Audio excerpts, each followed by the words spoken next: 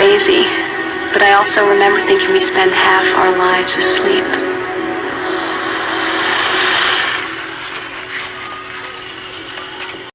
They get you when you sleep.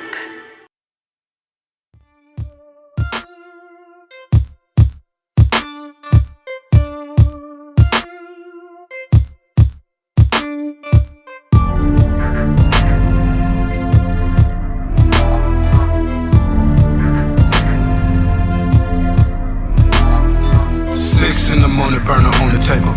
Fiends at the door with their hands on some paper, trying to feel the vapors of the crack rock. Cranking, live in the streets cause the dope fiend leaning. Damn, it's a shame, but money still rules shit, goons on patrol. Catch a nigga slipping you an easy lick. Why these hoes out here chasing that dick? Yeah, they chasing that dick. Why you chipping on a bitch? Got the money in the twist, should be all about your chips, bitch. These dots come and go, catch them at the show. When you get turned up, all foes on the floor, hand on my burner. Call me Ike Turner, how I smack the shit out of hater coming on my corner. Niggas run the block, got the sharks on the run. When the K kick back, more fire than the sun. Got that burner on the table, grip stay fatal. Gotta keep my eyes peeled on the enemy goes. Got that burner on the table, grip stay fatal. Gotta keep my eyes peeled on the enemy goes. Got that burner on the table, grip stay fatal. Gotta keep my eyes peeled on the enemy goes. Got that burner on the table, grip stay fatal. Gotta keep my eyes peeled on the enemy goes. FirstFamRadio.com. FirstFamRadio.com. What up, world? This is Grammy music producer Ryan Ghost Bowser rocking it out with First Fam West Radio and your man's Mr. Illustrator. And on the ones and twos, we got Crazy D. Spin that, man. Keep the tools in the box, fans wanna stop it. Mom's on like cocaine. I'm a fly human being, money is the reason. No, it ain't about those games. Keep the tools in the box, the haters wanna stop it. Mom's on like cocaine. Pure white, Peruvian, take flight, ride the wind, long nights, getting it in. Is this the life of a hooligan? Ninjas on the street, they trying to avoid the chalk. Talk it out, maybe after let the heat spark. Gunshots, bury victims in the dirt quick. Circle of death, calling it the work shift. Mind blown, mind gone. Just took a life he don't care about his own. But this is what the youth talk, turned up. Money off for those pills, plus you coked up. Celebrate, told it's the last day. Racing, chase away the pain of his lane.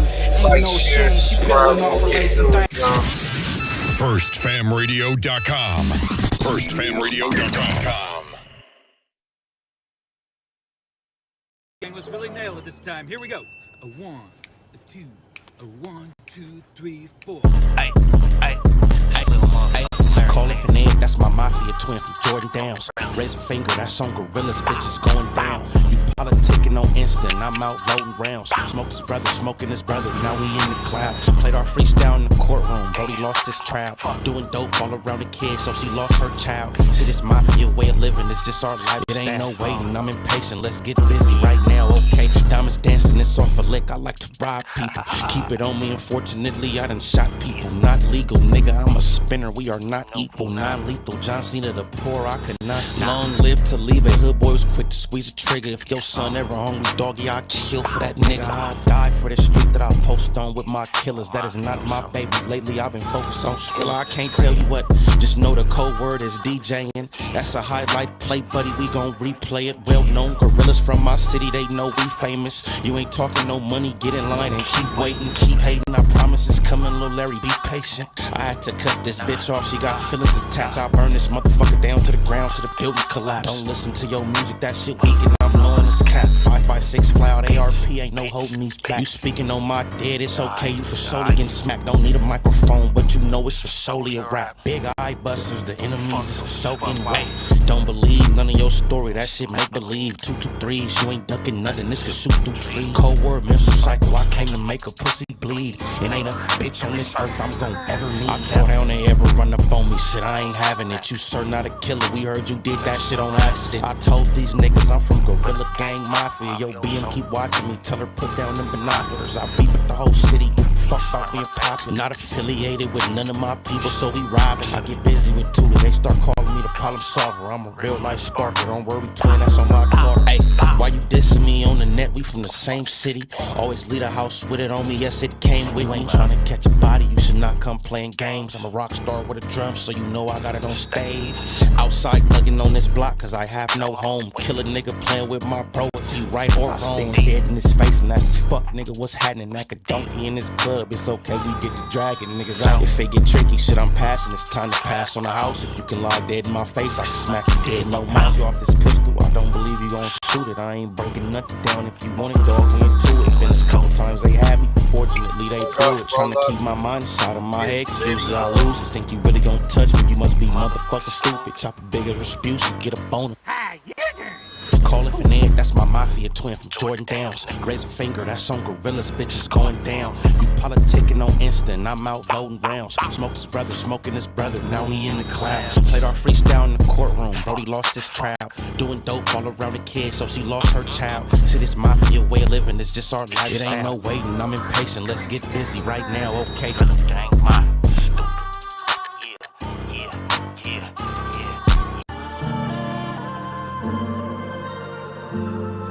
Yeah.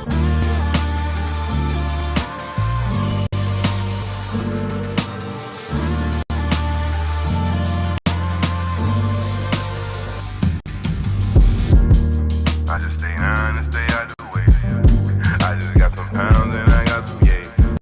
Real niggas around, you look out of place. Quarter brick right now and that's just on the face. Sell it all right now, it all be gone today. Good customer service, we don't make them wait. We constantly serving, plicking him play. We constantly serving, plicking him play. Hey, man, I just stay down and stay out the way. I just got some pounds and I got some yay. Real niggas around, you look out of place. Get a quarter bit right now, that just on the face. Sell it all right now, it all be gone today. Good customer service, we don't make them wait. We constantly serving, plicking him play. We constantly serving, plicking him play. I come from the bottom, I say with a drink. Got a switch of lemon Carter, he just wanna bang. I just want the paper, I don't wanna hang. That boy that met the world, now he's up to pain. I just met your girl, she left with a stranger. Soon we shot it up, she knew I was gangster. I don't take no threats or no ultimatums. If you talking chop, you talking my language. Cop sip, hit half liter of the raw. Big earner, but I used to be an underdog. Don't keep 100, that's why I don't fuck with y'all. You come, try to strike, you gon' get a gutter ball. Losing all my fucking life, I can't take another loss. Grinding all winter, and I don't take the summer off. Putting us to make a half brick, do a somersault. He's special, he just fuck around and run 100 up, add it up. I'm a real nigga, just to sum it up. You can't be with me, little homie, you ain't done enough. Hey, Joey, can you throw me something? No, not at all. But if you cop folk, I might take 100 off. Sold his ass headbanger, get some Tylenol. You get pulled when you leave here, then I am not involved. Put the bands around my neck to make it freeze up. If my grandma was here to see me, she say Jesus. She was busy see me with that money and she freed up. Miss me with that little boy Larry shit, I ain't no peon. Plug on the way, damn it took him an eon. For a bonus price, I need something we can agree on. Put a brick in the crib across face. Fuck it up, tryna cook it, nigga, that's an old page. You push it always, hitting plays are always. Giving out quarters like motherfucking arcade. Listen to your pockets, nigga, fuck what your heart say. Yeah, I keep that fire on my fucking dark days. Me and my pistol will never part ways. Me and my pistol will never part ways. I just stay on and stay out the way. I just got some pounds and I got some yay. Real niggas around, you look out of place. Quarter brick right now and that's just on the face. Sell it all right now, it all be gone today. Good customer service, we don't make them wait. We constantly serving, big and him play. We constantly serving, big and him play.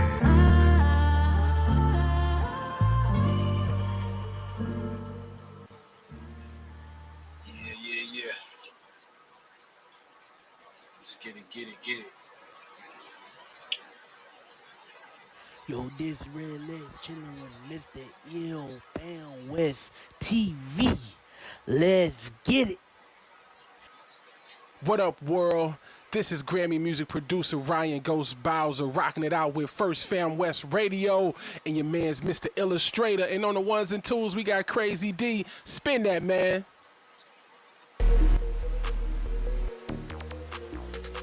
What's up? What's up? What's up? Yo, Push, what it do? We got Brother Push in the building.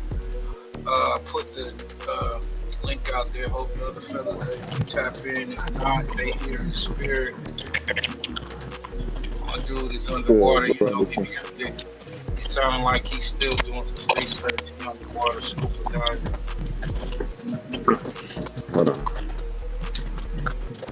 He's trying to bring back the artifacts, y'all. You know what I'm saying?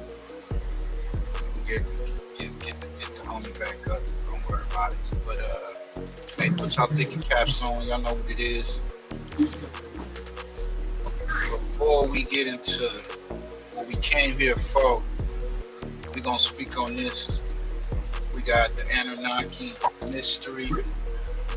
Was religion created to hide the war between created species? We're gonna get into that. We got the homie right here. We're gonna break it down. Make sure y'all go over to his channel, Pushy Push, on YouTube, and go to his website, pushypush.com, and TikTok.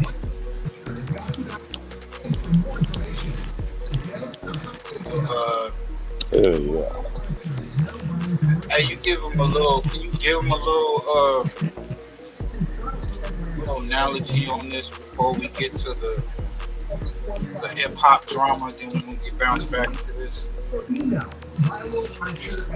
That's crazy right there. That's an actual statue right there. That's right. Well, it's the coin you look at. Right. That's the heart of it right there. So, I mean, the truth is it's basically challenging, you know, the parts of the Bible. Basically, in so many ways, bro. Like, you know how they be talking like the beast that's in the Bible and all that shit, stuff like that. You know, I showed that it's not so much as a divine situation, like a heaven and hell situation. You know, the what's taboo, bro, is the abilities that we've had in the past. We've had science, bro. Like, we've had massive cities like that Tartaria thing. We've had a lot of technology. So there's unthinkable things that has actually been accomplished. And it is some real stuff, bro, with this DNA stuff. Like, they really had success with mixing, you know, species with our blood, basically, with our DNA. And basically the boogeyman that's in like the Bible is basically genetic experiments, bro. And they're written like they're divine. They're like, it's like if someone is praising it itself and they're teaching us like this stuff is divine. And they're like, well, look for the Satan, look for the mark of the beast. And it's like, well, it's an actual person, bro, who's got some really messed up DNA. But again, I know I said a lot right there. I know. But in the video, I actually show it because you got to be able to back that up right there. You know, right. You know, I mean, like right now, my other video is sitting at 49,000 on TikTok, bro. So you got to be able to articulate that right there. So that's what this video does. Okay. Hey, so y'all sit back, y'all put y'all thinking caps on, man. Get your notepads and pens. Get your questions if you have them. Put them in the chat. But before we get to that, we gotta get y'all the drama that's on, you know, on YouTube. You know, that come across our desk. That's how it is. We're gonna give you a few different stories, some shocking shit that just came out the blue. I just checked out. I thought this was wild. Some backdoor activity. And then let's get it. And we can get right back into the Anunnaki mystery, y'all. We got Trap Law Ross exposes poetic Flocko. Make sure y'all go check out Brian Blake's channel. He's always dropping a lot of great content. Go over there to run the numbers up. we just gonna get to our reactions.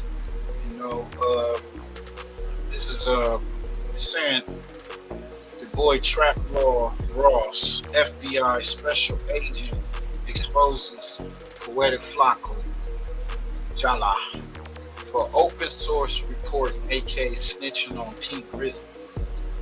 This is crazy. So I'm gonna play a little stop and go, but I'm gonna fast forward to the tables. Y'all go check it out for yourself. But let's get to the reaction. I'm glad that it was spoken by somebody that's actually involved so that people can be clear on what exactly is going on. Now, let me get to this. In this latest video, Trap Lord Ross acknowledged that he was receiving heat from some fans and, you know, some viewers regarding his statements about sending information to the FBI and, you know, just telling in general. So what he decided to do was clarify that he is not the quarterback in this situation, specifically meaning that he is not the person calling the plays. He is not the person directing traffic and putting all of this together. The person he identified as the quarterback, though, is Poetic Flacco. First, we offer overnight boarding. Your pet will stay overnight in your sitter's home and not only be treated like part of the family. And what he did do too is he acknowledged that he is acting in concert with Flacco. Hey, I'm not the quarterback. My boy Flacco just doing this and that and this and exchanging information with me. Now, the funny thing about it is he's trying to say, I'm not a Fed because I'm not the one doing these things. And then says that Flacco is doing them. So he basically telling y'all Flacco is the one that's the Feds. But like I said, he acknowledged that he is working with Flacco. He acknowledged that he has knowledge of this information and is still doing what he's doing on the internet. Guilty by association. But it's not even that in this case because he's an actual member of the team. I'm gonna play this clip for y'all so y'all can hear exactly what he said, and then I'm gonna go back and elaborate on it some more and, you know, do what I do. But without us waiting any longer, let's go ahead and get into this clip. All right. Yeah, go ahead and lawyer up T. Trap Law Ross done made a video about you. Look, okay, I'm not the quarterback of this one, okay? You got people like Poetic Flacco really talking to families, getting courtroom information and breaking shit down. I'm gonna get to that in a minute. But I appreciate you guys. What he just pointed out is that aside from what they are doing with the YouTube investigations, going through tweets, breaking down interviews, breaking down footage that was released around that time that may indicate T Grizzly's mindset, aside from doing all of that stuff, they are actively talking to the family of, you know, the lady who lost her life, condolences to her. They are at the courtrooms watching the trials and being all involved in that, along with this information, along with sharing this information that they are sharing with the internet. This is where a lot of people feel like YouTubers cross the line, because it's okay to, you know, want to spectate a trial. It's okay to watch videos, but when you actually get to reaching out to these families and, you know, inserting yourself directly into the situation, that's when it get kind of borderline weird, bro. And I say that because y'all have no personal connection to these people. Flacco probably never even played a T Grizzly song prior to this. And I get it, some people just genuinely love people, the human race, so they would want to, you know, help this lady and help her family. I get that part. But these are also the same guys that consistently keep up conflict. Like Trap Lord Ross is trying to excuse himself from this situation when you are part of the problem. You inspired Flacco. Right. You did the same thing with the King Von documentary, with all of the other documentaries. It's just this time you took the opportunity to throw Flacco under the bus. Now, I got to say what need to be said. Some people ain't gonna like it, but it is what it is.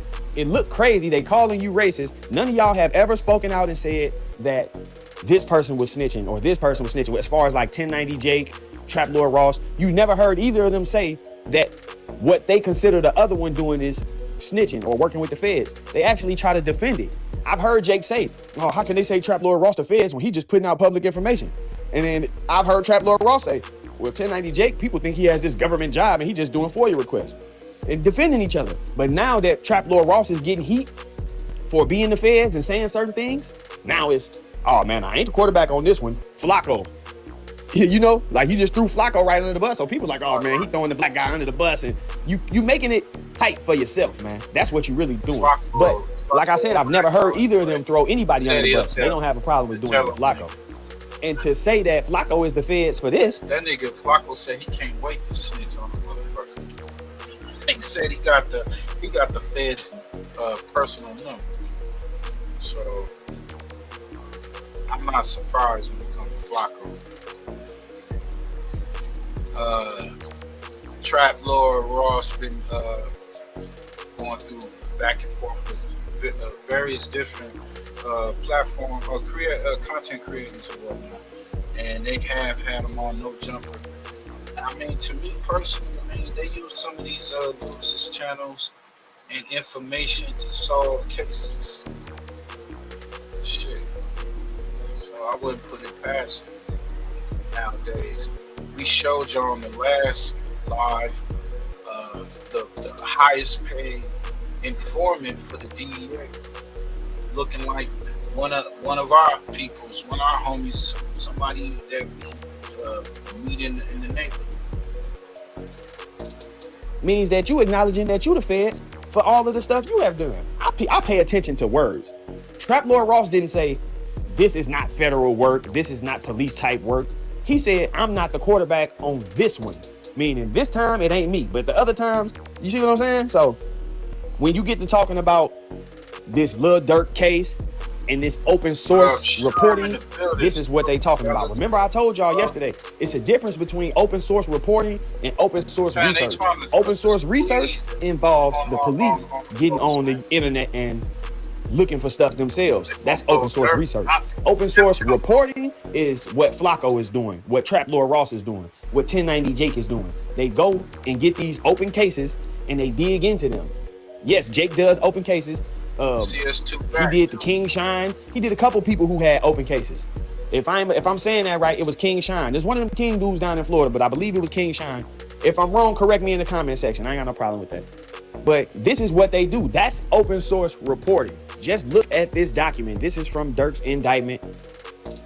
One of the great challenges in this world is knowing enough about a subject to think you're right, but not enough about the subject to know you're wrong. It clarifies the difference right here. According to open source reporting and witnesses, meaning that this information was brought to them.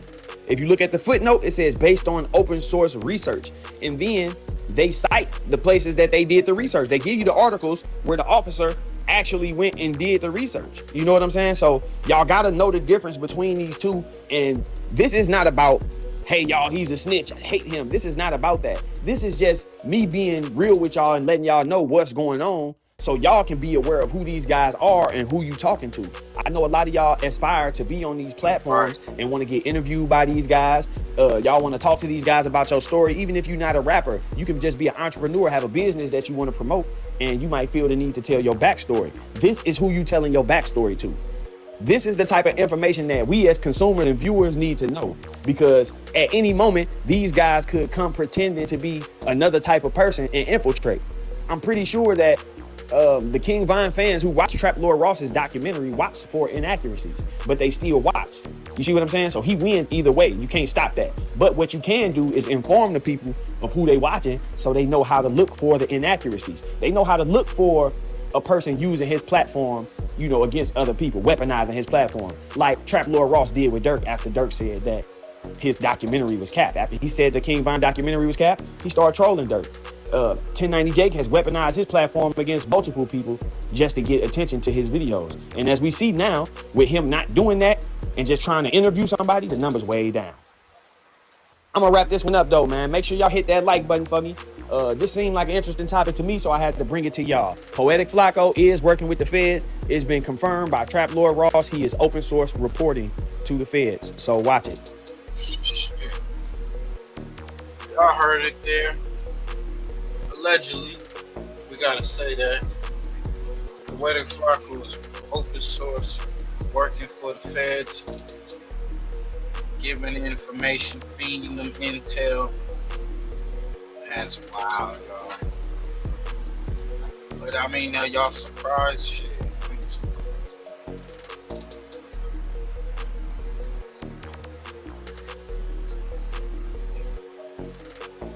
Trying to get that $200.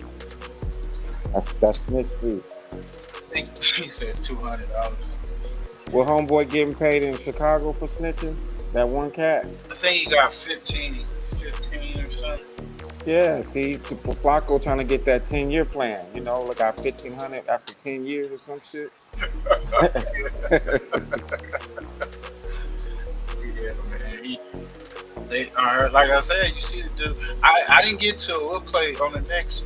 We'll play on the other half to that high. His name is Andrew. It's something like that, Andrew Williams and whatnot. But he's the highest paid informant. We got Queso FaceTime his ops and told them he caught that boy before standing up. Y'all know if y'all been keeping up with the Julio and all that situation. And Queso, his father, coming out speaking on the situation, the shootings, the deaths. The trial is here. Shout out to Drill Time TV. We'll get to it. Both of their attorneys sounded promising in their opening arguments by implementing the B-Rabbit off of 8 Mile method. And what's that? By telling the jury everything the state could possibly come up with to say in a negative fashion. Now, although they was in there cooking, the prosecutor still saying they cooked. And in fact, this case is an open and shut slam dunk based on the evidence they comprise that we go get on to later on in this video. But first, hit the like button and share this one time for your boy to spread awareness. And if you ain't subscribed to the channel, this is a good time to do it now.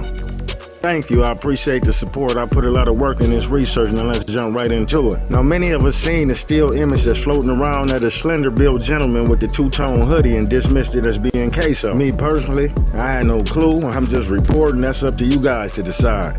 So let me know in the comments. However, prosecutors saying Charles McCormick, aka Little Buck from 6 Block, home of Julio Fulio, made a diss track against ATK and spoke on a Willie Addison hit. So on January the 15th, 2020, Queso, his brother, his cousin, ATK Scotty, along with his friend Butter and his cousin Torgon, followed Lil Buck from his apartment complex to a temp service called Express Employment. So as they watched Buck walk into the establishment, they parked over in the cut behind his car so they'll be able to spot him when he walked out. So Buck went in there and took care of his business and lined him up a job, but as he was walking out to the parking lot, the driver stated that Queso called an audible. Initially, they planned for Queso and Scotty to pop out and chase him down and possibly shoot him in the car. But Queso's friend stated that Queso was thirstier than dead grass, and when he seen him, he said, "There you go," and popped out and got right to it. And in that moment, that's when the prosecutor said that Queso stood right over him and made a mess with them 223s.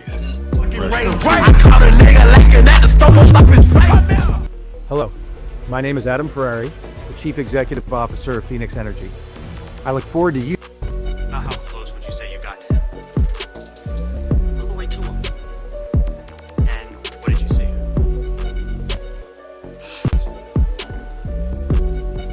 His legs separated and half his face was gone.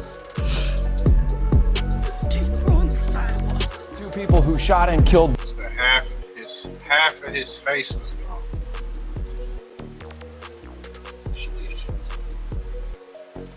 And what did you see?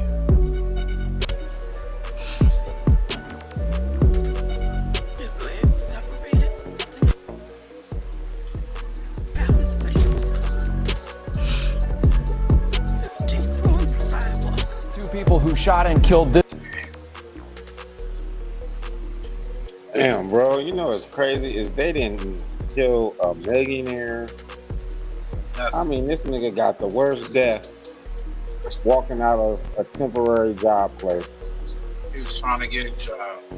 And he said, You know, and what's crazy is to get popped like that over what you said. Like, I mean, if the nigga went out there and murked one of their homies, you know, then karma gonna chase you forever. Right, you know what I'm saying? But I'm just saying, if that's the case, yeah, karma gonna chase you forever. But if that ain't the case, I'm like, damn, my nigga, that one time a nigga was trying to get his life too late. Like, Just trying to do the right thing. And then the motherfucker standing over him, bruh, go nuclear with the damn gun like he in some damn video game. Like, right. I'm saying, bro, we got some sick psychopaths on the damn street. Like we be talking about like, you know, the crazy white people that go out and just go and kill a bunch of people and be having them buried. I mean, like, These niggas is on that level right there, bro. That's what I've been They saying. just ain't stuffing the body at home. Yeah, I've been saying that for the last few lives. I said our people, they do the same. They do these crimes that we normally see white people hear about. Dang. Well, I give it this. At least they got some drama about it. Like, you know, like Right. But our black people, we got killing drama. each So other. we just don't grab random people and just start killing them. I mean, it is some drama behind it. It's weak drama, but Yeah. so there's a difference between us and white people, bro. They grab some randos. You know what I'm saying? All of a sudden you butt naked tied on the toilet somewhere. Oh shit.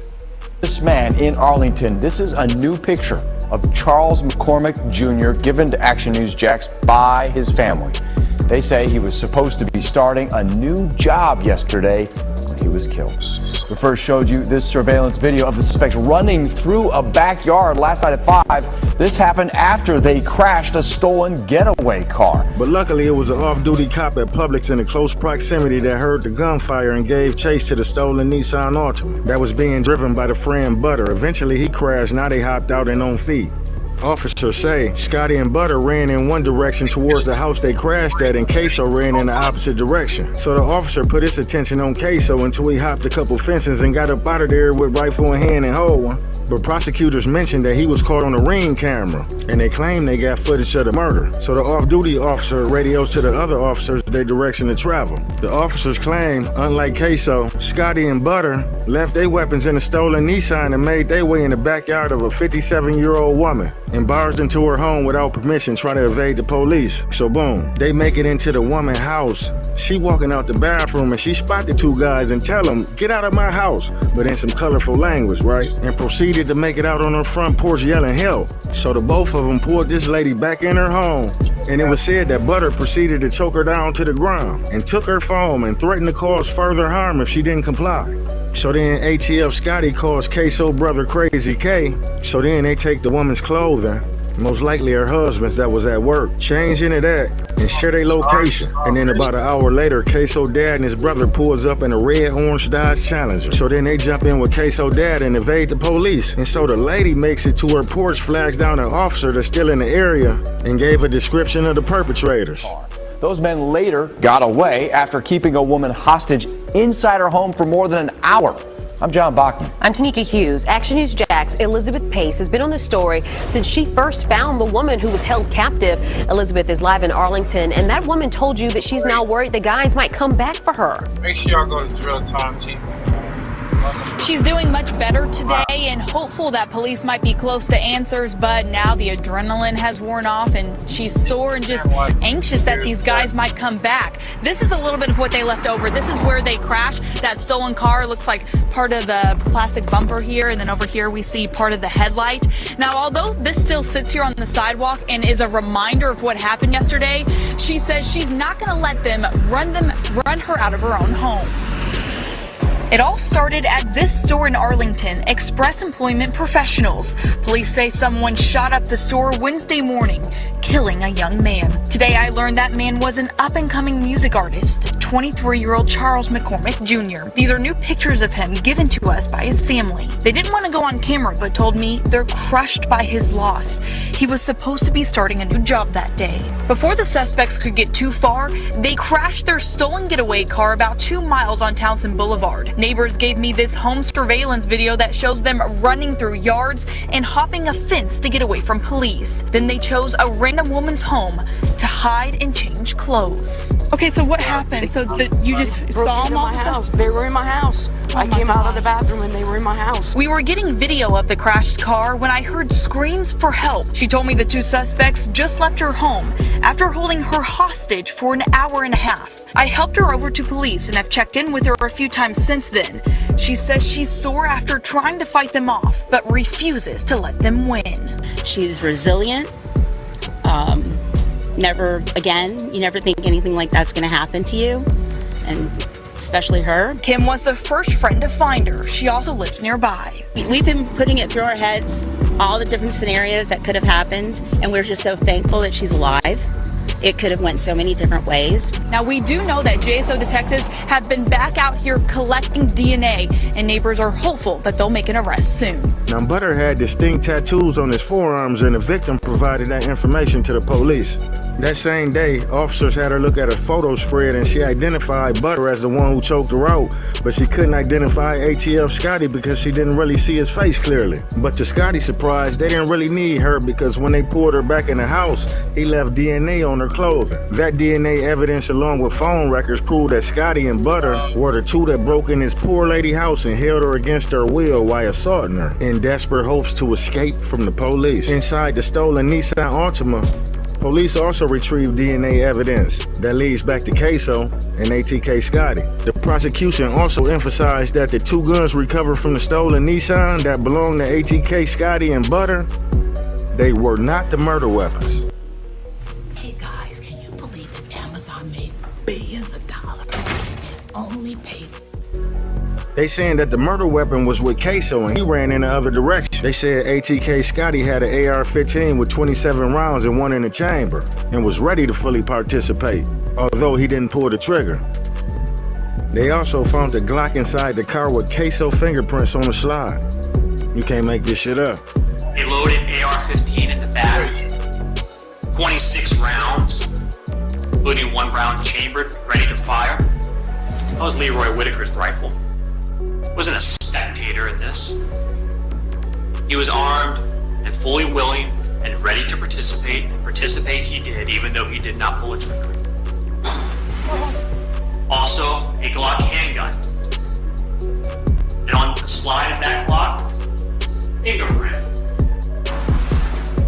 He Robinson's. Prosecutors saying that Queso hit the cut through a nature preserve park and made it to an apartment complex near Arlington Expressway. And from there, he sent his location to his brother Crazy Chris, who was with his cousin Torgon Williams at the time at Torgon House on Dalehurst Drive, just behind Merrill Road Shopping Plaza. So they woke Torgon's girlfriend up. They've been together 5 years and told her to drive to them apartments and pick up Queso without telling her what happened. So she leaves to go to swoop up Queso and bring him back to the house with his brother and his cousin. But not before a witness that stayed at the apartment at the time described a white female driving around the parking lot like she was looking for something but unfamiliar to the area. So she described Torgon's girlfriend in the car she was in at the time. Witness told the officer that she picked up a man in a two-tone hoodie after seeing him walk out the woods. The witness also got an alert on her phone about JSO looking for the suspects and the clothing description including that two-tone hoodie. Prosecutors claimed that the witness got a quick glance at the clothing and ran back in the apartment for her safety, based off the alert. So being that she didn't get a good look at the suspect, she wouldn't be able to identify him. Now Butter was arrested the same day and started cooperating. This story sounds like deja vu, so familiar, like we heard it before. So they got Butter arrested. He pled guilty to second-degree murder for Charles McCormick, aka Little Buck, and admitted to being the driver.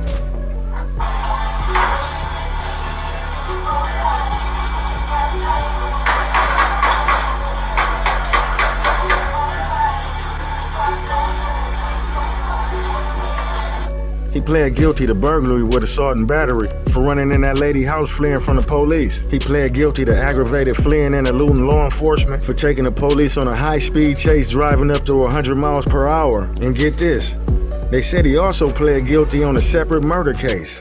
The prosecutor said he in so much shit when he testified, he don't know what sentence he go get. At this point, all he knows is what he looking at, and he's looking at life.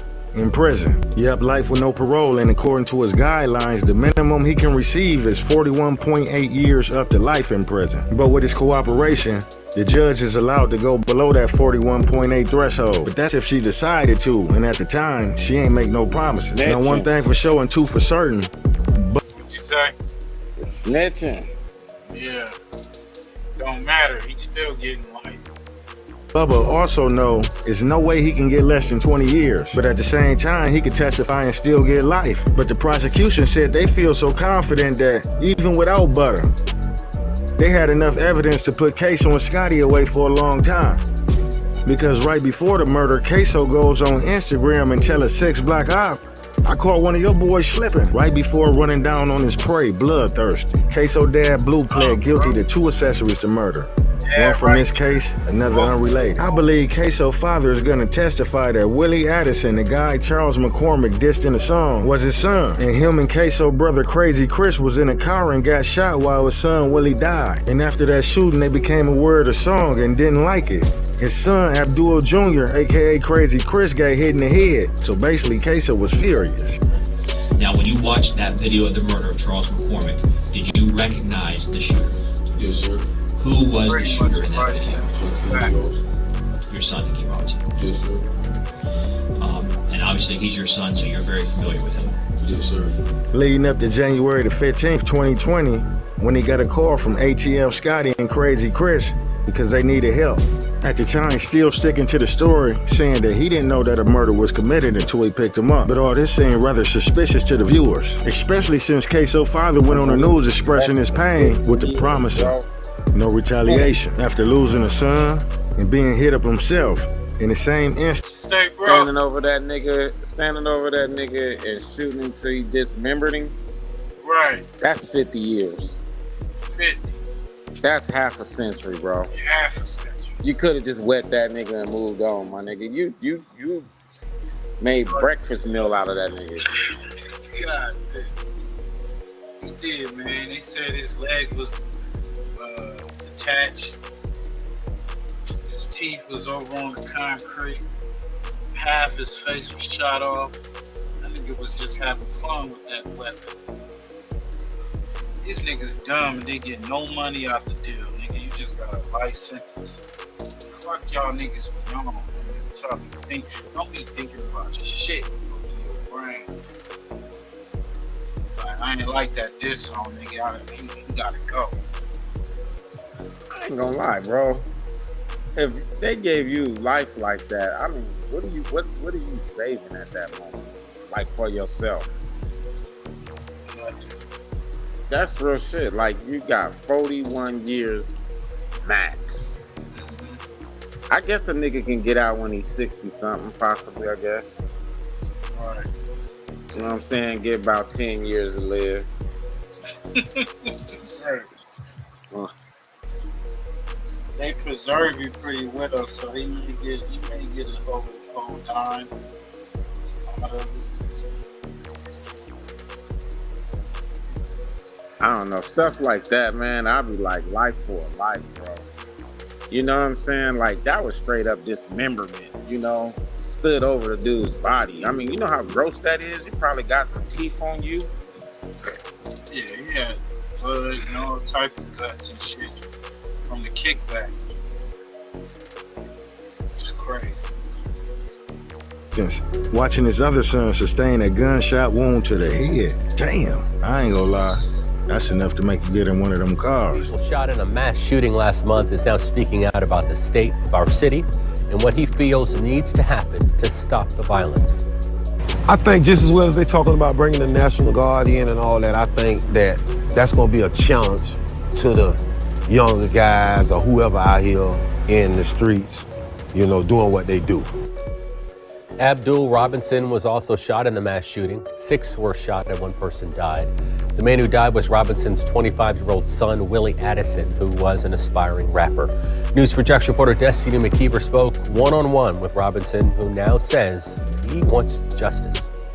First, we offer overnight boarding. Your pet will stay overnight in your sitter's home and not only be treated like part of the family. And Tarek, there have been no arrests made in that mass shooting. Again, I spoke with the father one-on-one. He says his young son, Willie Addison, was shot and killed, and his other son was shot and wounded. He's still in the hospital, but he says in... Hey, man, these niggas be killing. Like, jail is just a resort. Where, you know...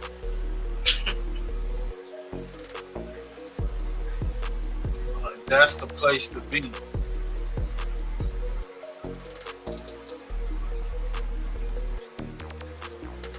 No way, shape, or form did this family deserve this.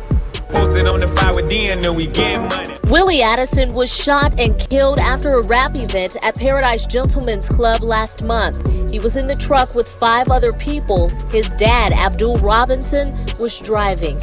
I guess 2 or 3 cars pulled up on the side of us, Shot inside our car over 100 times. Oh, this Killed my son in the front seat. See, they saying it was Get Back. The dude that did the diss song, I guess he part of the other crew that was, I think, part of or affiliated with Julio. And it's some all types of shit going on with this case, but the father is involved as well. Bro, how you get murked over a diss song? I mean, them dudes was going back and forth. They was doing a lot of bullshit. I'm waiting to hear the money, bro. Like, my nigga, he was on the block and my nigga took 4 birds and you know what I'm saying? And made fun of me on the album. You ain't gonna hear. I'm expecting to hear that shit. You know what I'm None saying? of that. I mean, No yeah, hustle talk. we gotta pop off. No hustle talk. I don't hear no hustle talk. I'm like, please tell me there was 4 birds stolen. You know what I'm saying? I'm like, nigga, we about to go get them niggas right now, man. Take his teeth. You know what I'm saying? That's motherfucking 100K. This is nothing. None of that. None of that. I ain't hearing nothing about niggas hit the stash house. I got 100 of them things from them. They laid a few of their peoples down. I heard the back and forth shooting and killing rappers, but nothing about no birds, no money, none of that shit. I think that's what's messing me up with all this shooting stuff, bro. It's like, I don't see what it's for, you know? Like, I remember it, like, even when in the 90s, bro, I mean, niggas was getting shot all the damn time. But I promise you, it was over street shit, dope shit, you know what I'm saying? Like, all the time type. It was over money, period. Dope, nigga rob. Mostly that I've ever seen, it was always over some money, bro. Always over some money. I mean, like, literally, you'll get shot for being on the wrong block, niggas serving. I mean, I get that right there, you know? I mean, I'm not saying it's even better, but at least there's a reason. Yeah, this is just ignorance. And we got another case like this, man. So looking like life sentences for all the cats. So these niggas is campaigning for us. They like this type of shit. I ain't gonna lie, bro. They make that Crazy Bone thingy I heard sound so real. When he was talking about the music industry, they had like this meeting, and they were like going to use hip hop to put black people in jail and shit. And I mean, like, I think they had success, bro. Yeah, they did it, bro. That's true. I think they had success. Like, no joke. Everybody got permission to call us niggas now. Like, every race, because of the hip hop. They're like, well, he said nigga in the song. Right. It's no joke, but it does seem like the music, bro, is putting us in jail in some weird, twisted way. It's like literally either killing them or getting them locked up. It's demonic, bro. And you know what? Because they keep chanting to you, get a gun, get a gun, get a gun. Like, I guess, you know. What did DJ Quick say? Hip hop kills right now. Yeah. What did he said? When you talk about death, rapping the spirits. That was a famous quote. Biggie and Pac started, you know, after they murders. A lot of people. I think that was the Pandora box right there. You know, because it was a lot of hip hop. I mean, but there was some real stuff. I mean, Pac got shot 5 times. Yeah, you got to talk about getting shot and shooting niggas and getting paid back. It all fit. You know what I'm saying? And you know, part of that stuff is jealousy and money and all that stuff in there. You can even see that there. Mm-hmm. This stuff. Oh, they just pure whacked out, twacked out. These niggas just want to see what it feel like. Yeah, look, listen to this case right here. Man. Like, go rabbit hunting, my nigga. Get it out your system. Like, there's duck hunting. You know, there's a bunch of shit. I mean, you can go shoot. Go to the shooting range, man. Buy you some bullets, get you a pistol. At least you learn how to shoot game for real. I'm just saying, if you just got the thing you want to take some life. Look at this. White people do it all the time. They go duck hunting. Ducks ain't bothering nobody. Right. Then you shoot a deer and all that. It was better them to shoot them than me though. So shoot the duck. He got backdoored by his own friend for cutting him off while talking at a party. The fuck are we on, people? Hookah Anonymous, man. Y'all go over there, check out his channel, man. We getting our reactions in. This is crazy right here. Not enough to take care of because Nothing? take me in. Shit. Take you in for what? What you tell? Take me in. Alright, I ain't got nothing to say.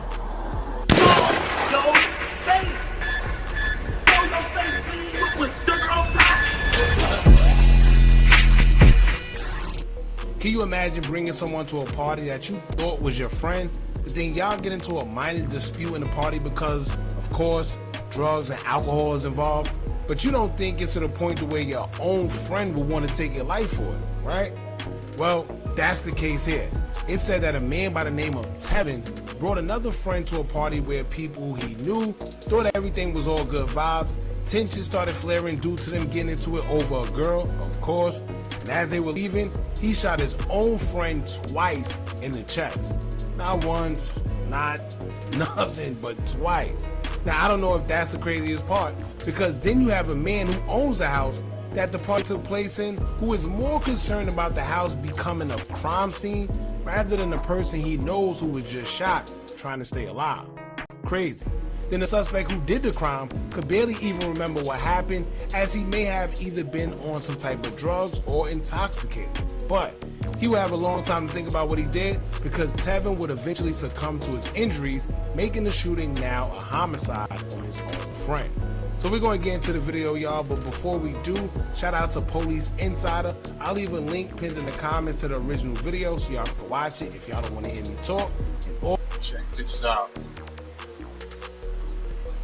This is crazy.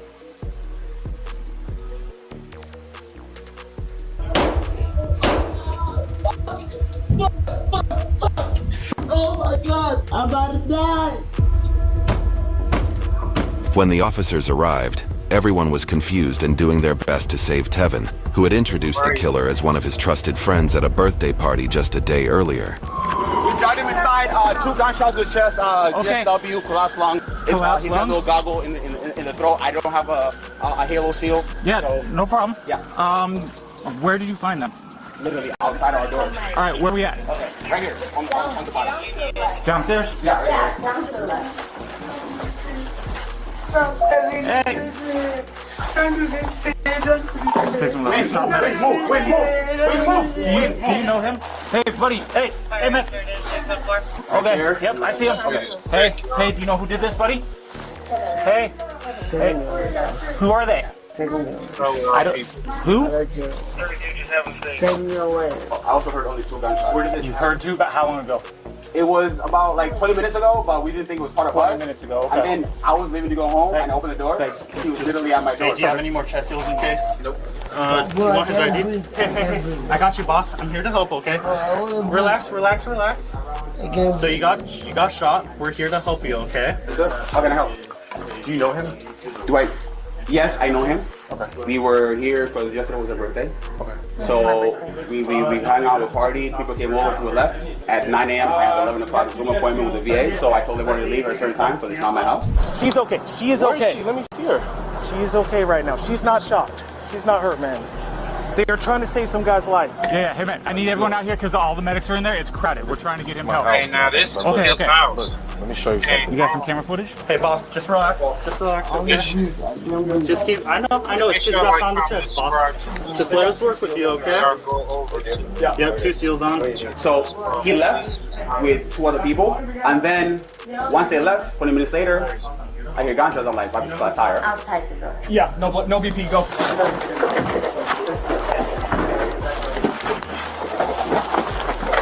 Here, I got a question for you. That video, did it show who shot him? It showed a man in a red shirt. Did it show them running? That is Tevin. That's Tevin, so you know Tevin? Dead? No, he's still moving, man. So what's up with Tevin? I met the man once. Does he stay here? No, he does not stay here. He did. I asked him if he knew who shot him. He said yes. I couldn't understand what he was saying when he was giving me the I get it. Wait outside. Hey, Jay. Just let the girlfriend come and let him see the girlfriend. Can you just keep an eye on him? Yeah.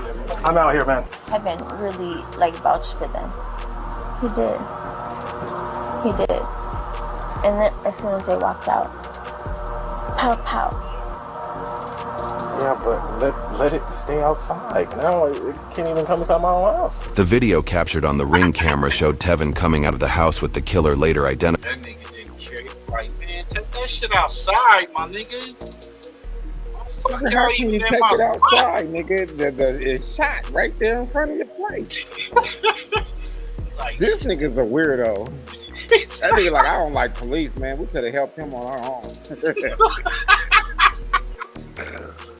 I got some toilet paper back there, some tape, nigga. We could have handled this shit. Shit, I got some bricks. I got some shit tucked away. I don't want them niggas around my shit. Identified as PJ shit, and another. Look at him, man. He came out with the blick. Let it stay outside. Now It's can't even too come easy, inside my own bro. house. The video Young captured cats on the with these guns, bro. Yeah, bro. They kamikazes, man. They wilding out, bro. They on, Ring camera showed they on them drugs and everything. Tevin coming out of the. That whole stick is hanging out his motherfucking sweats or whatever he got on. He like, oh, nigga, you want to cut me off from talking to this broad? I'm gonna shoot your ass. I'm about to end my life and yours right now. House with the killer later identified as PJ. Bro. He had a demon in him. Yeah, I said That's that. one of those episodes right there where niggas be like, man, I don't know what was in me, bro. I don't know what came across me. That wasn't even me. Yeah, see, you was briefly possessed, and then when you were done, you came back to you. Yep. That'd be them demons right there, bro. They get you real quick. 30 seconds, nigga. All it takes is 30-second possession. That's it. Woo! 30 seconds. 30-second possession, nigga, and your life is over, nigga. You didn't murder the nigga in 30 seconds and then wake up out that shit like, what the fuck I done did? Look, that's crazy you said that because it gets deeper after this. Listen to this shit. And another friend who was using crutches. As soon as they went up the stairs, PJ shot Tevin twice in the chest for a reason that would soon be revealed.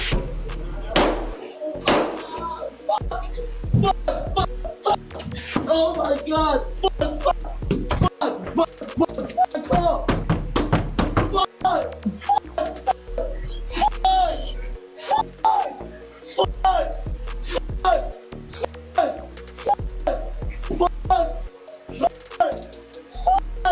Save me!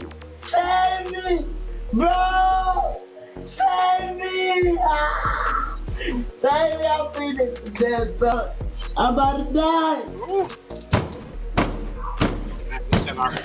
From the time Tevin was shot until the officers arrived to help him, 20 minutes had already passed, and he had lost a lot of blood. Meanwhile, using the suspect's description, the police were able to locate the subject not far from the crime scene, but he had already disposed of most of his clothes in an attempt to flee. 14, we're going to be contacting one, no shirt, gray sweats, just north of Safeway in the parking lot. Hey, put your hands up. Come to us. Keep your hands up. I'll let you do the talking. All right. Take off your backpack. Put it on the ground. Keep your hands up. Yep. I got hands. Take your backpack off and turn it around. Take your backpack off. It's fine. Yeah, put your hands right back up. All right, turn around, face away from me, and walk backwards. Markets move fast, sometimes too fast. One day stocks are soaring, the next. Okay, I'll take over. Something in his pocket there. I'll take over. Commands. Go ahead.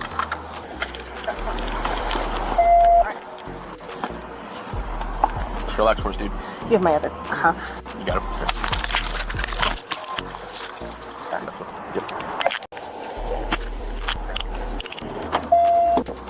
Okay, have a seat for me, okay? Yeah. It's okay. Alright, so you have the right to remain silent. Anything you say can and will be used against you in a court of law. Can you please take off the shades? The what? The shades on my head. The shades? Yeah, the shades. Sorry, got a lot of hair there. Yeah, it is over here. Alright. Yeah, okay. Do you want to talk to me about what's going on today? Nah. Nothing? Just take me in. Shit. Take you in for what? Just take me in. Alright, I ain't got nothing to say. Alright. There's a gun in that backpack. I had friends over, and then somebody invited the guy who was shot. The guy that was shot? Yeah, but I know him. Like, I've hung out with him before. And then he ended up bringing 2 other friends who I did not know. And I'm very specific. Do you know his name? Tevin. So a friend of yours invited Tevin? Yeah. You didn't invite him? No. Okay. But when they told me that Tevin was invited, I just said, yeah, because I've hung out with him before. Do you have a relationship with Tevin? No. So he's just a friend? He's just a friend of a friend. Nothing romantic or anything like that? No, nothing romantic. Who's the friend that told you they invited Tevin? I don't know my friend, but he showed up and he told me, like, a friend invited me. I was just like, okay, cool. So Tevin told you, oh, somebody told me about this party and I came. And I know him. And it's my birthday, so I'm just like, okay, you know, we're just having a good time at the house. We have food, we're enjoying, we're playing cards, we're just having a good time. Do you want us to secure this then, real quick? Yeah. Or actually, let me ask the detective. Maybe just leave it in there. I was wondering, like, how you guys want it. Can you look at me real quick? It's not me. That's him. He has here a sweatshirt and the white shoes. He ditched them. So if we backtrack from here down, we gotta be able to find out. Black backpack. Looking for what back there? Sorry. When did your party start? Like, when did you guys start partying for your birthday? We started at 6 p.m. So Tevin came over by himself. Yeah, he did. Said a friend of mine invited me over. Yeah, he said a friend, and I asked him, like, are you sure? Like, is this person okay? Because I don't allow people into my house. I don't. And he was like, oh, he vouched for a friend, but then he came with 2 friends, and I even walked out. I went to my car. You will see that on the camera. I walked to my car, and then he walked in with 2 people, and I was behind them. And then we walked in. Okay. And I asked Tevin, I'm like, okay, are they cool? Like, are they on cause problems? So they showed up a little bit after Tevin? Yeah. Tevin invited them. While speaking with the birthday girl Margaret and her friends, officers learned that PJ had decided to kill Tevin simply because he had hurt his ego by cutting him off during conversations. Dooring is a cyclist's worst nightmare. Being doored is when a car door unexpectedly opens. Who are these 2? You hear that shit? So he decided to kill this man, this young guy, because he cut him off in a conversation. I guess he was trying to get his Mac on to a female. Nigga, his hairdo wasn't gonna get him no girl. Right. Like, nigga, what? Hey, what's up, Kid the Barber, man? We got Kid the Barber. Man, salute, this is crazy, man. What the fuck going on with our people? I believe he was possessed because they show him at the station. He looked all out of friends. I don't know. I don't know them. I don't know them. Before? Never have I ever seen them. Okay. And now, is this the 2 people that we saw in the video? yeah. Okay. Yeah. I don't know what happened that it went south because they respected me and they knew that it was my house. Was this yesterday? It was my birthday yesterday. Okay, so this was all yesterday. It was like over the night. Quick one. Is he medical for him? You need medical, man? Can you guys take me in, bro, so I can sleep? I'm good though. Yeah. Take you in so you sleep? You just tired? I'm tired, bro. I know. Can you hold on my window at least? Yeah. I'm hot. Okay, gotcha. So So he was like sitting at the bus stop. Something spooky. He saw one of us or something and started walking He through the stay lights. on the street, so he felt to kill a nigga. I thought the shooter, I'm sorry, the person with the shooter was described as a black man, but there's like 4 different descriptions that came out. So you mentioned something about a gun. Well, tell me about that. He had a gun, and I told him, like, everybody here is safe. Everybody here is safe. So, like, do not, like, do anything. Like, this is my house. And he literally respected me, and he gave me a... Like a fist bump? Yeah. Okay. And he was like, I'm not going to disrespect you. Like, we're here to just have a good time and just chill with you guys. Yeah. Okay, so we're all sitting here doing shots, obviously. Yeah. Right? So, we were all talking, and He then... saw the pistol. Why let him in the house? She said he had a gun. We're all cool here. And he was like, yo, I ain't here to wreck y'all shit. I'm here to chill out. You know what I'm saying? Kick it with y'all. Back to one of your friends, you know? The homie invited me. I just got this blick just in case something happened. And I need to defend all y'all. Looking like SpongeBob in that bitch.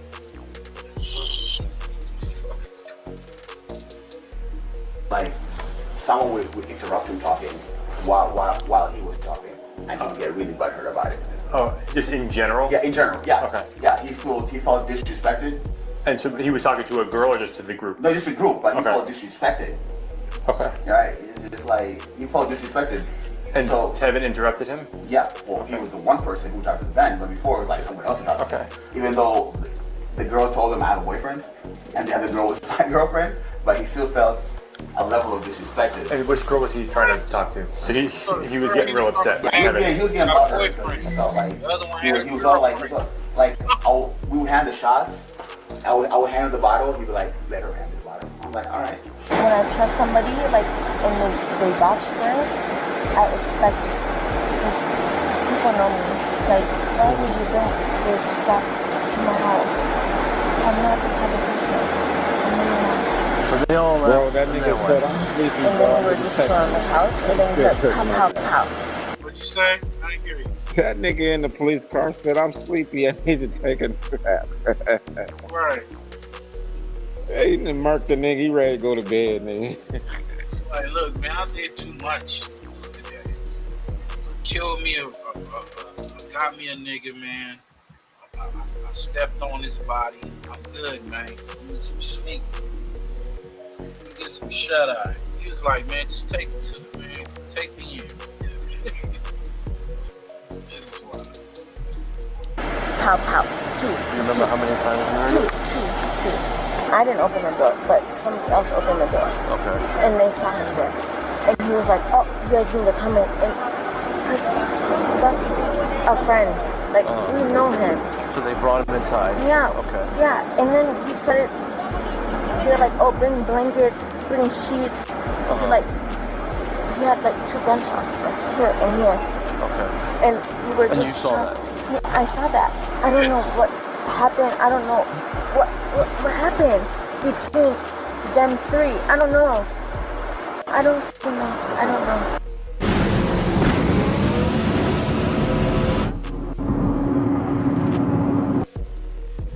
Tevin couldn't survive his injuries and died shortly after being taken to the hospital. All the while, his killer kept asking the officers if he could sleep. Hey man, we're gonna have you step on out. Hey, we're gonna have you step on out. Wake up. Wake Put your eye down again. Pleaded. Search you. Step on out. Yeah, one more time. Are you serious, man? Serious.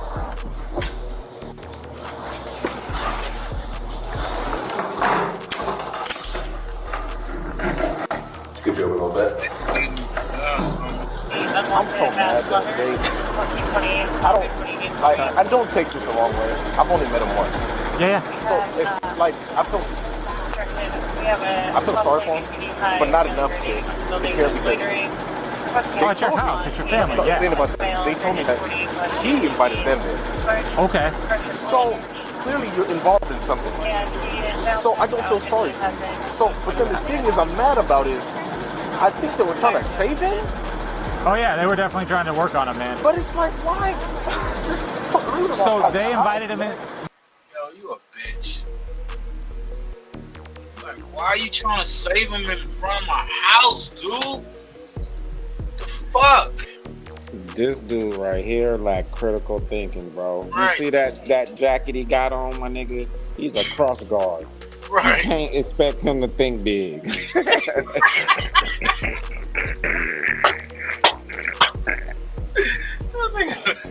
Why are you doing this, man? I was trying to get a 5-star best tenant in this motherfucking That apartment. nigga is at the motherfucking Amazon in the back, motherfucking detailing boxes with the green jacket, nigga. You asked him to be intelligent. Nigga like, man, why y'all was trying to save his ass in front of my I don't feel sorry for shit. That's cold-blooded. Were the other two people inside the house too? I don't know. Okay, that's okay. I don't know. I don't even know the other two. Okay. PJ. Hey, my man. PJ. Wake up, buddy. PJ. Wake up, buddy. We gotta get up. We gotta get up, man. I gotta get your picture. Won't take long. We can go back to sleep. All right, face the wall for me. Or actually, put your back to that wall. There you go. Can you pull your hair back a little bit? You know, a week from now, you're gonna sleep and wake up and you're gonna see that. It's okay. It's your first bloody scene. It's okay. Making fun of it is how you get over it. No, it's not. It's not. Do you see this? Do you see all this? Do you see my shirt? Do you see my house? This is my house. First IED. No, See no, this? no. I'm never gonna be okay with See this. this? Second IED and the door fell on my lip. It takes a while. Margaret, it takes a while. It takes a while. No, I don't want to hear what the fuck you're saying right now. You're allowed to feel how you're feeling. You want to be angry. Be angry. Be angry. And I'm sad. Be I'm angry. fucking No, Margaret, sad. be angry. And no, I'm like, No, look, Margaret. Look at this. Margaret. Right now, you feel angry. Be angry. I don't know what's going on. That's okay. It's your first. It's your first. Do me a favor. It's Just, trauma. as long as you just sit down, just take some deep breaths, and Margaret, you need to be angry. Can you help me out, dude? Just get one more photo and then we'll get you back in your cell. Eat some cup of noodle. All right, let's go back. We'll put you back in there right now. Come on. That nigga So knees up on the bench in the center section there, facing the wall. Thank you. You got it. The officers found PJ's discarded clothes. I said he need a Capri Sun. He's done. Fucking cup of noodle, nigga. Yo, he definitely on that dog food. That nigga on that shit. He on that fentanyl, bro. In the area, and also interviewed the Lyft driver, who had been called by Tevin's friend on crutches. He witnessed the shooting unfold in front of him and told the police what had actually happened. I understand you called us earlier. Did you call the police earlier? Yeah. Okay. What happened that caused you to call them? I went to the destination where I have to pick the person, and there was 3 guys that was talking standing. What I know last is one of them there was 3. One of them was running towards the apartment from them. Towards the like away from where you were, running towards the apartment. The apartment. Okay. I have gunshot that time. The other guy, I locked the door right away because I can't go because I have to back up. You know, I parked my car already. So they come to me, 2 of them, and when he tried to open the door, one of them, it was locked. He ran away the other side. Okay. But the other guy, he have to crunch here. He was walking with the crutches. Okay. Yeah, he not open the door. That time I realized, well, if I don't open, they might shoot me. Finally, when the other guy, he ran. But this guy, he stopped there with the crutch. The crutch guy, okay. I open him, he get in. The up is different direction, it says. The lift, maybe they will call emergency. They might send me a police. That's why he's scared. They might send me a police. Oh, well, you need to turn it off. I cannot turn it off because they know I am in danger. Still, they will do that. So, if you know going Starbucks, it is okay. I'll take you. I know that Starbucks. I live this area. I know the area. Definitely was a beast, man. That was the beast, man. That was one of the beast, man. He was all knocked out. He was on that fentanyl. He just popped the nigga because he felt he disrespected him. This dude, you see how crazy that shit is? He probably did it when he cut him off. It probably was just like he wasn't even thinking about it. It was just like he was talking and shit, and then said, "Yeah, man, we went to the mall and shit." Saw, you know, looked at him like, "What the fuck, nigga? You see, I'm trying to mac to this girl right here, nigga." And at that moment, it was like, this nigga gotta die. The demon in him said, yo, he gotta die. Kill him.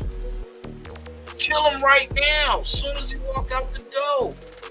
Fuck him trying to help the nigga up the steps with the crutches. Pop that nigga. And all your troubles will go away. What kind of shit is it? That's crazy. I went up a little bit that way. He told me turn here and start. Hey, what Push got to say on this Anunnaki mystery, and then y'all gotta check out pushypush.com with these beasts, man. And come on, man, it's a lot of possession, like the brother was saying, going on. Real, for real, for real. Said, I dropped him there. Okay. I stopped. He went with his crunch, and I dropped him there. I called the police. The lift called the police after he dropped him off. Hey, that's wild, Push. No money. He got a life sentence.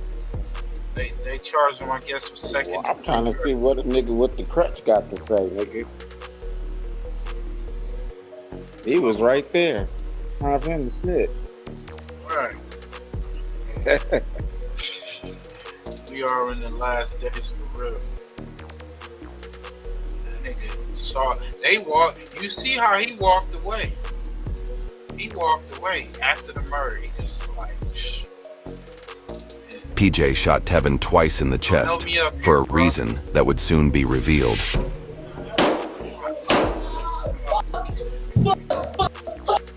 Oh my God! Motherfucker on crutches start walking away. I think they said the dude with the crutches called the killer a taxi or a lift.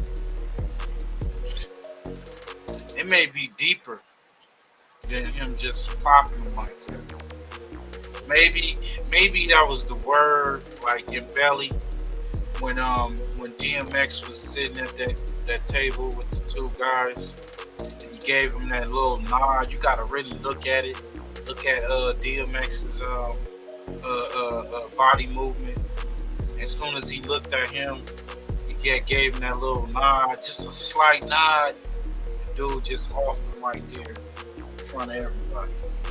Maybe that was happening, allegedly. Maybe that happened. Helped him up. He like, damn, man, this nigga actually helping me up these steps. Hey, but you gotta do what you gotta do. You already know. I don't know. Shit, wow. You seen Master Voice on YouTube? She the truth. I'm gonna have to check her out. It's called The Master's Voice. I had to check that shit out. Said never peep it. Yeah, peep that part. She out for real though, okay? It's called The Master's Voice. Okay, I'll check her out. Say she's the truth. We got a little bit of truth coming up on Discretion TV. Make sure y'all run over there, run the numbers up. Salute to the guy, Discretion TV. Did they find the Cadillac or not that shot at Tupac and Shug? Reggie White Sr. lied again, man. Let's get to it. Officers. Reggie Wright Jr., the head of security for Right Way Security and Death Row, organized the personnel to plan the hit, and I believe police officers were a big part of the hit. I would kind of be hesitant too. So what happened was Reggie Sr. tried to call Las Vegas like 2 times, and they totally like blew him off. Well, we're not going to give you any information. They kind of like dissed him. So then the chief got involved and called their chief or whatever and said, hey man, we just want to share information. So what I'm going to do is take Reggie Sr. off the case, and we're going to put, Lad and Blondie going to be your liaisons so you guys can exchange information. But days have gone by now, and all we were saying is that, hey man, we know the white Cadillac's going to come back to the hood, right? If we would have knew there was a white Cadillac, we would have been looking for it. You know what I'm saying? So, I mean, in that type of aspect, maybe we could have caught him or even, found the Cadillac, because the Cadillac was never found. As soon as it happened, after Orlando passes away, did more information come out about the Tupac shooting? Because a lot of times people are more prone to talk about someone when they're no longer there. Well, yeah, things came out, but from the streets, at least my unit and us, we were always convinced who it was. Matter of fact, as it came to me with my Sergeant Bobby Baker and them, they started investigating the Tupac shooting the day after and started getting information. Matter of fact, I remember Sergeant Baker found the white Cadillac that they were in that was the bullet holes or something was being repaired at a body shop that we were familiar with. And Bobby ended up going there. I think found out it was a rental car or something, but the actual car. Excuse me. And then during the raid, information, but days have gone by now, and all we are saying is that, hey man, we know the white Cadillac's going to come back to the hood, right? If we would have knew there was a white Cadillac, we would have been looking for it. You know what I'm saying? So, I mean, in that type of aspect, maybe we could have caught him or even, found the Cadillac, because the Cadillac was never found. Matter of fact, I remember Sergeant Baker found the white Cadillac that they were in that was the bullet holes or something was being repaired at a body shop that we were familiar with. And Bobby ended up going there. I think found out it was a rental car or something, but the actual car. Excuse me. And then during the raids, you guys leave Vegas, the next day? Yeah. Left the next day, that Monday. Well, you said that you guys went and stashed the gun, I guess on one of the wheels in the Cadillac, but when you came back, the gun was gone. Yeah. You guys, they saw a caravan of about 5 cars that were traveling eastbound, heard shots again, approximately 12 to 13 shots were fired. They also saw the black BMW followed by a black BMW station wagon and 3 other cars make a U-turn on Flamingo near the Maxim Hotel. They made a U-turn, proceeded westbound, coming onto Las Vegas Boulevard, where they were driving very erratically. They radioed that they heard the gunfire and saw these vehicles traveling in such an erratic fashion. Other officers who were working the strip area were able to get the vehicles stopped here. As you see, the black BMW was traveling on the rims on the right side. Once they got here, they found that the passenger in the black BMW had been shot 4 times, and the driver appeared to be hit with fragments in the head area. At this time, the wounds are life-threatening but serious, not in critical condition at this time. And the person, as you are already aware, who was the passenger in this vehicle, is a known rap performer by the name of Tupac Shakur. The driver, we haven't released his name yet. They've both been treated at University Medical Center, and we are looking for a suspect vehicle which was described as a white or off-white Cadillac, newer model Cadillac. That's all we have on it right now. We know that the suspects described as one, possibly two black males that was in that vehicle. Again, this is an unfortunate situation. We're lucky that no one else was. Again, this is on it right now. We know that the suspect was described as a white or off-white Cadillac, newer model Cadillac. That's all we have on it right now. We know that the suspects described as one, possibly two black males that was in that vehicle. I said two, not four.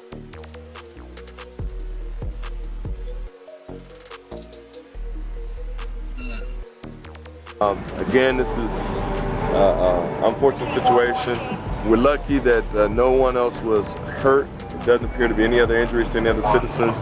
As you know, this is very busy with a lot of power companies thought this was impossible until two rogue engineers did it anyway.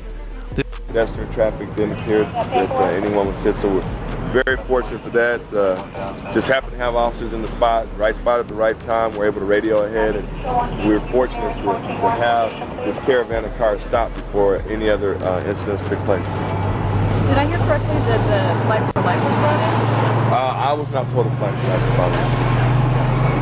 Yes, I will double check that. Yeah, I'll double check that for you. Any ideas on the cause of why this all came about? We haven't been able to get any reasons for this having taken place. I don't want to speculate.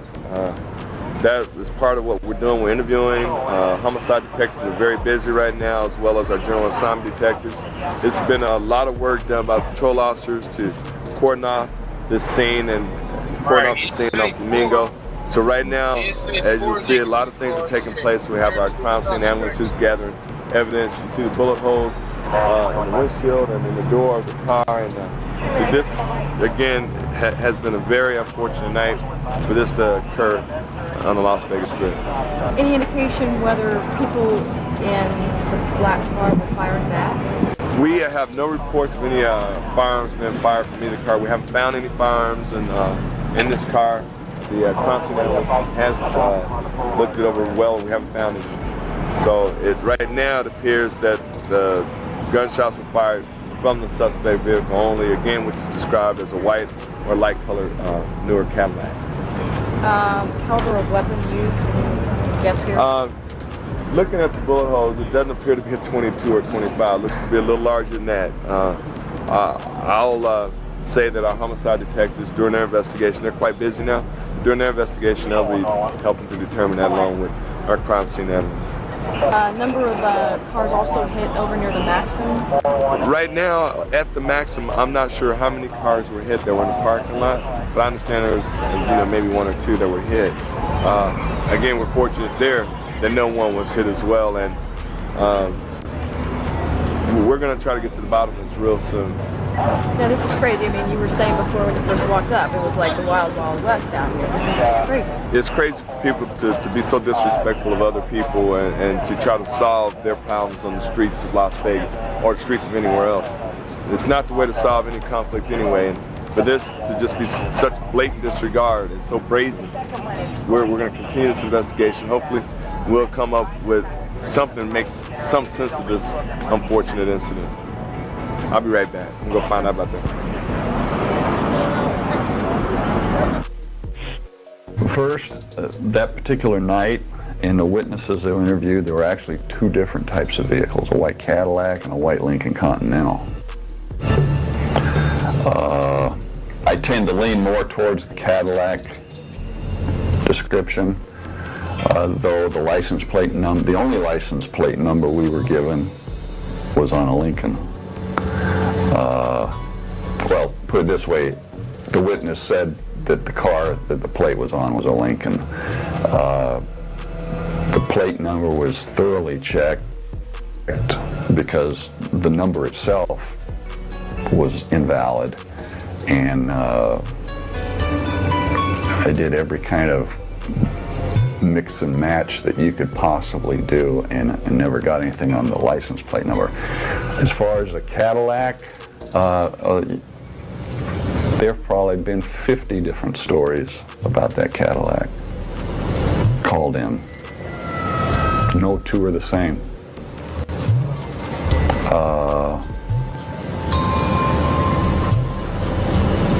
As far as giving chase, at the time of the shooting, and this again was some misinformation. This kind of misinformation I don't have a problem talking about. There's been talk about the officers that were in the parking garage at the time of the shooting. You got to understand, they were not in a position to see the shooting. They heard the shots, but by the time they got to a position to see, and they're elevated because they're doing another case, everybody's already darting out of there, because it wasn't like this shooting happened and all these cars just sat there. This was a very dynamic scene.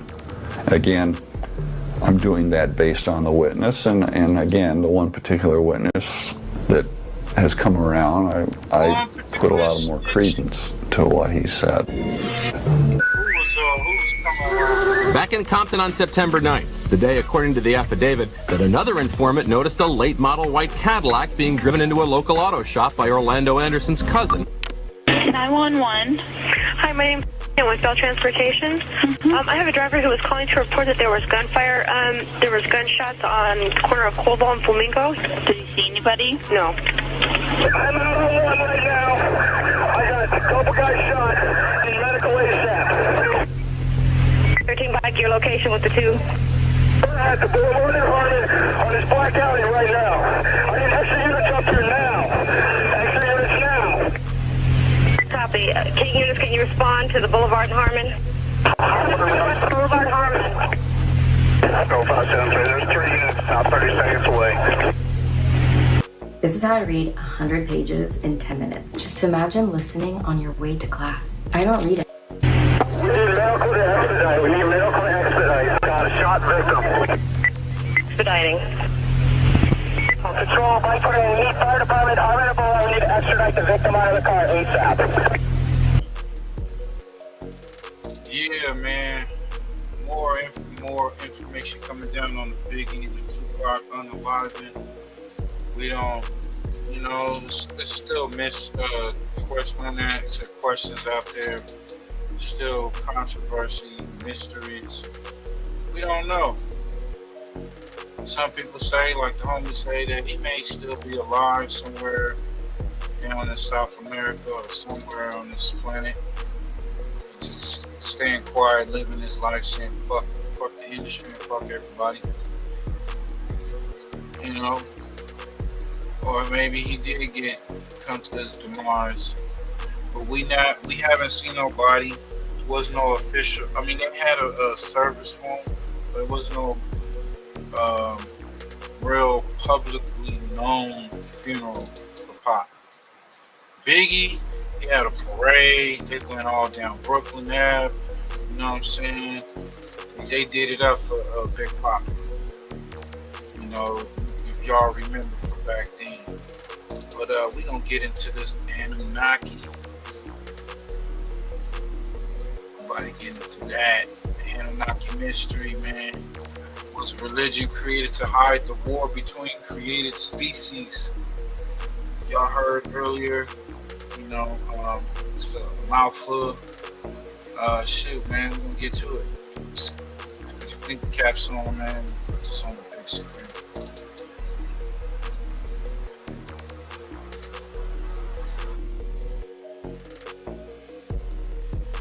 There are two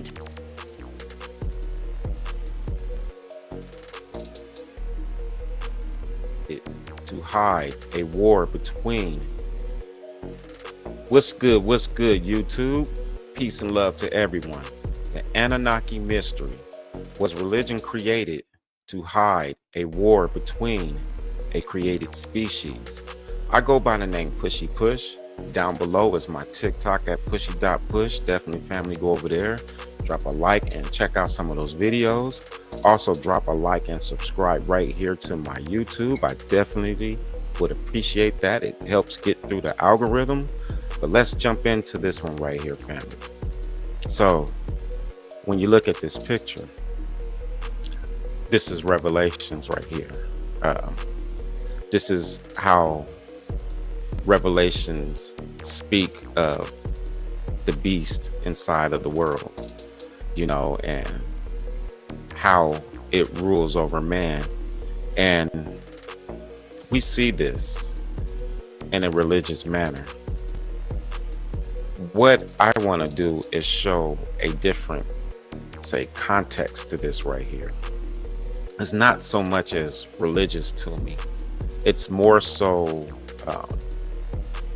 space-like, you know, it's more galactic-like.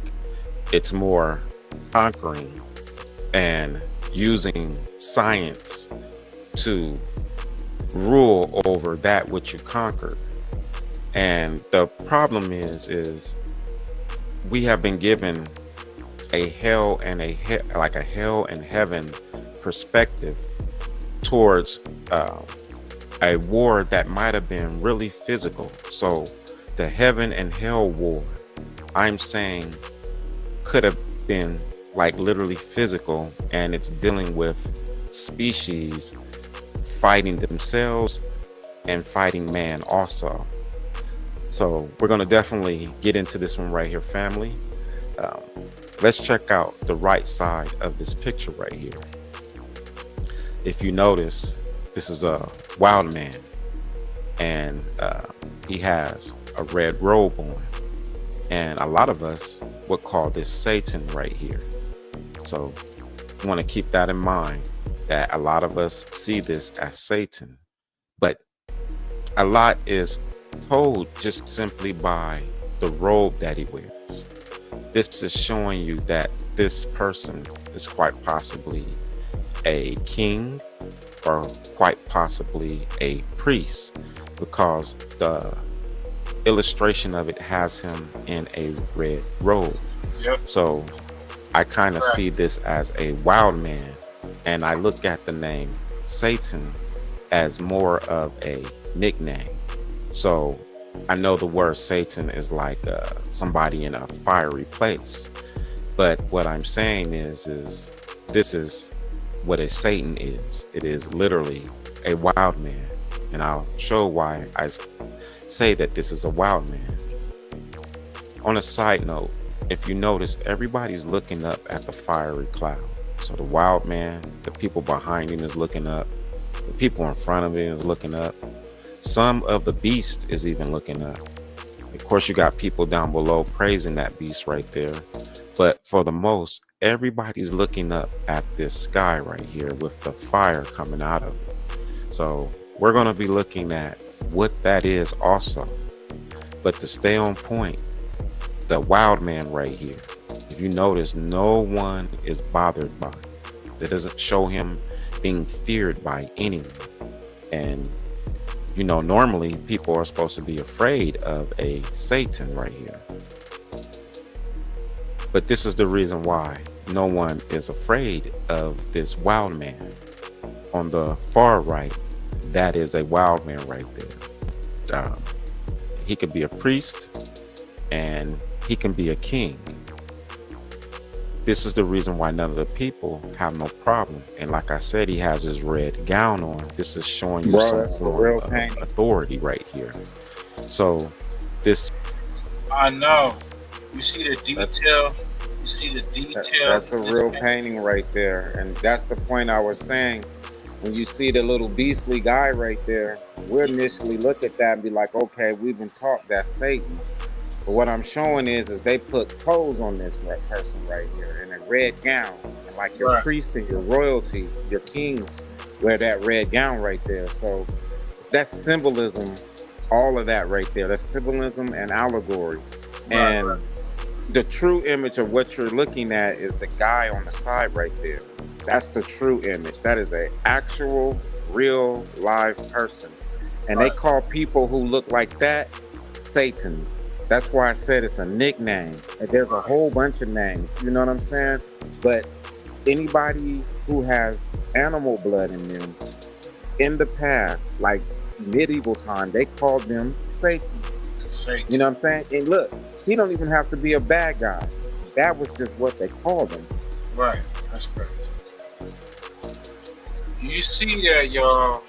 y'all get in the comments. Let us know. Like, you see, he got the human hands. That's an actual person. Face. If you look at his hands, bro, his hands is white. Right, white man. I'm trying to tell you, like, these people, they eventually, the fur starts to leave away because they mingle with a lot of people. So I show all that right there. I literally show. This is crazy, but it's no joke. It's real. It is real as hell. Yeah, this is crazy how they were putting robes on these people. That means they was upright and civilized too. So look, they put when they were saying the Moors dressed up white people, taught white people how to put clothes on. Right. It wasn't that they taught white people how to put clothes on, bro. Because you got to realize, like, white people are birthed from black people. So like the albinos, the ones in Africa, we birthed those black people birthed those white people right there.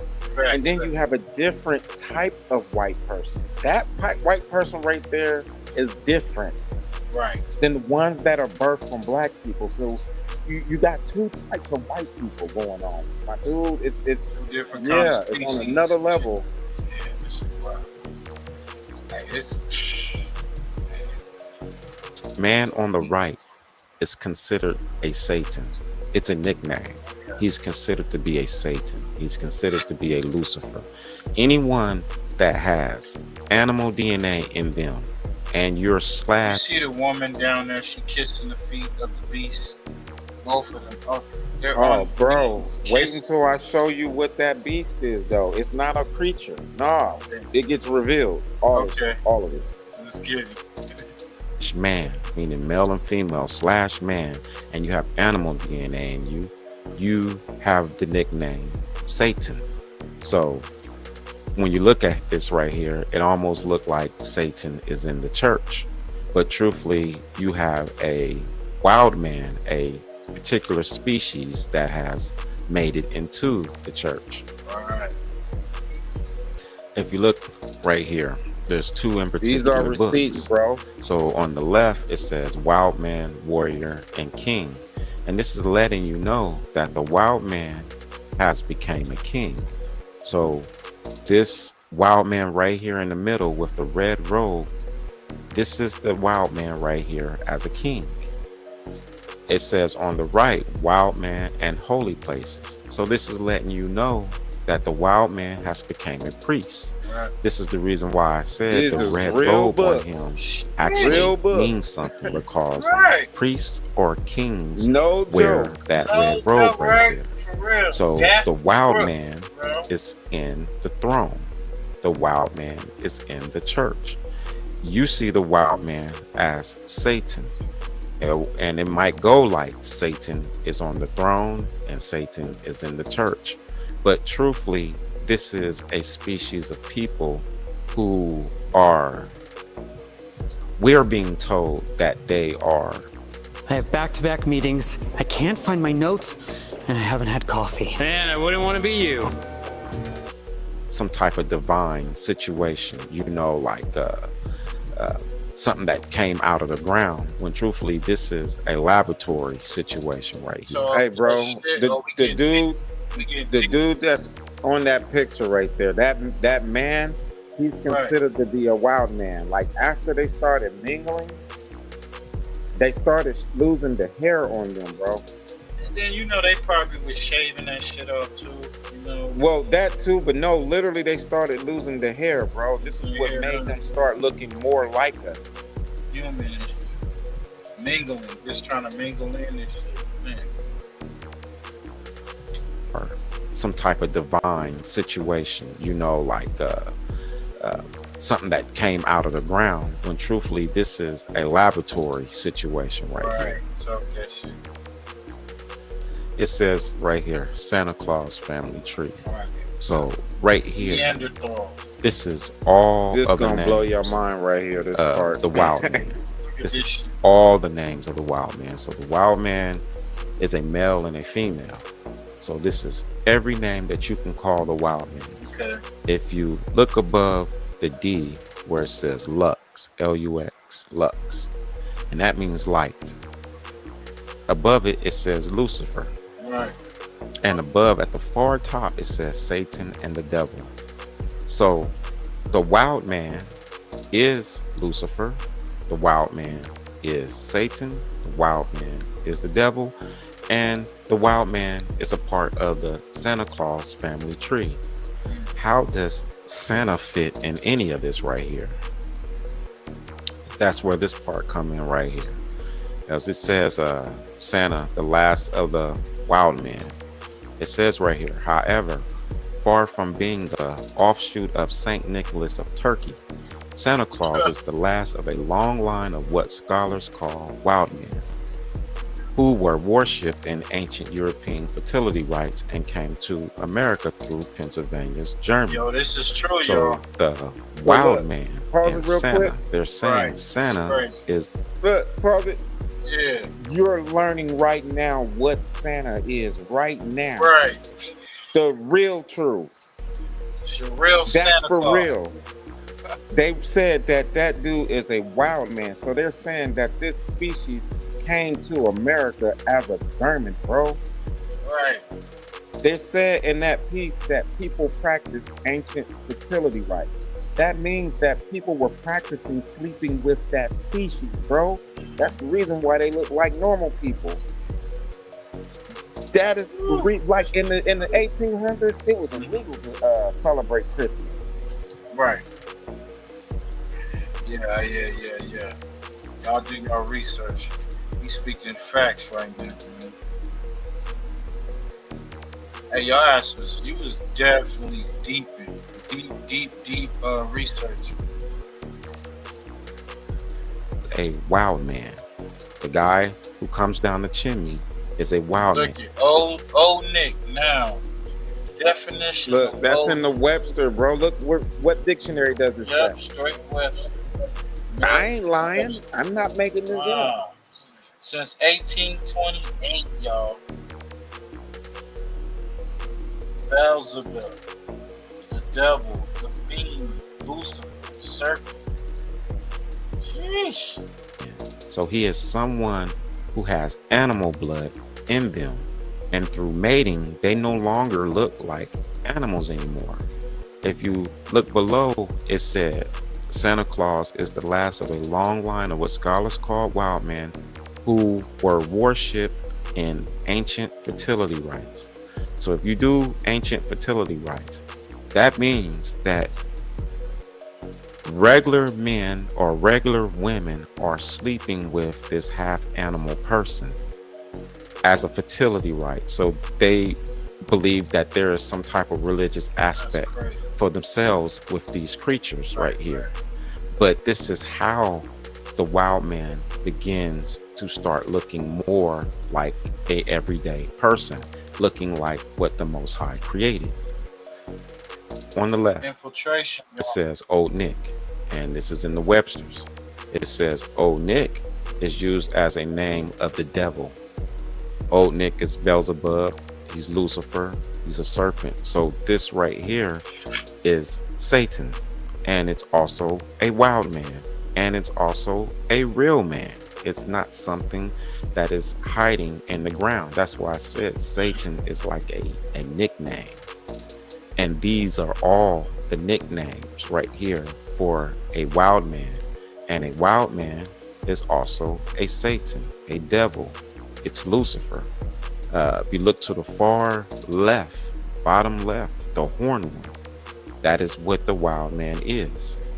So when we come back right here, this man in the red robe that we call Satan is a real person who has evolved, is a real animal person, animal man person who has evolved through fertility rites, people mingling with this kind. Right. Now, through that, this is how the wild man get on the throne, because natural man, meaning male and female, it's attached to the throne of the world. So this creature only got through the throne by mating with powerful people. So I'm saying powerful people are mating with these creatures, and this is how it gets on the throne right here. Warrior and king and wild man in holy places. They're in the church and they're on the throne. Let's keep it going. Daniel was an interesting one because through him, you're able to see what the beast is. So we're going to look at that right there. And there is a humanistic feature to this beast. Even though we see this beast looking like an animal in illustration, it actually has a man and woman body. So it says right here, and the 10 horns are 10 kings who arise from this kingdom. So the 10 horns. Let's go back. Well, let's look at this right here. This is right here. On the bottom left right here, on the bottom left on the wild man side, it says the horn one. So it says the 10 horns are 10 kings. And I'm saying the wild man is a horn one. The horn one is also Satan. So there's 10 Satans. The horn one is also Lucifer. So there's 10 Lucifers. The horn one is also the devil. So there's 10 devils who will receive a kingdom. So when you're looking at a Lucifer or a Satan, you can't see it as a single being by itself. No, this is like a kind. So if you are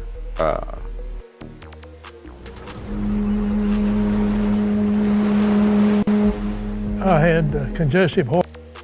If you are of this kind right here, and you come from this bloodline right here, then you are a Satan.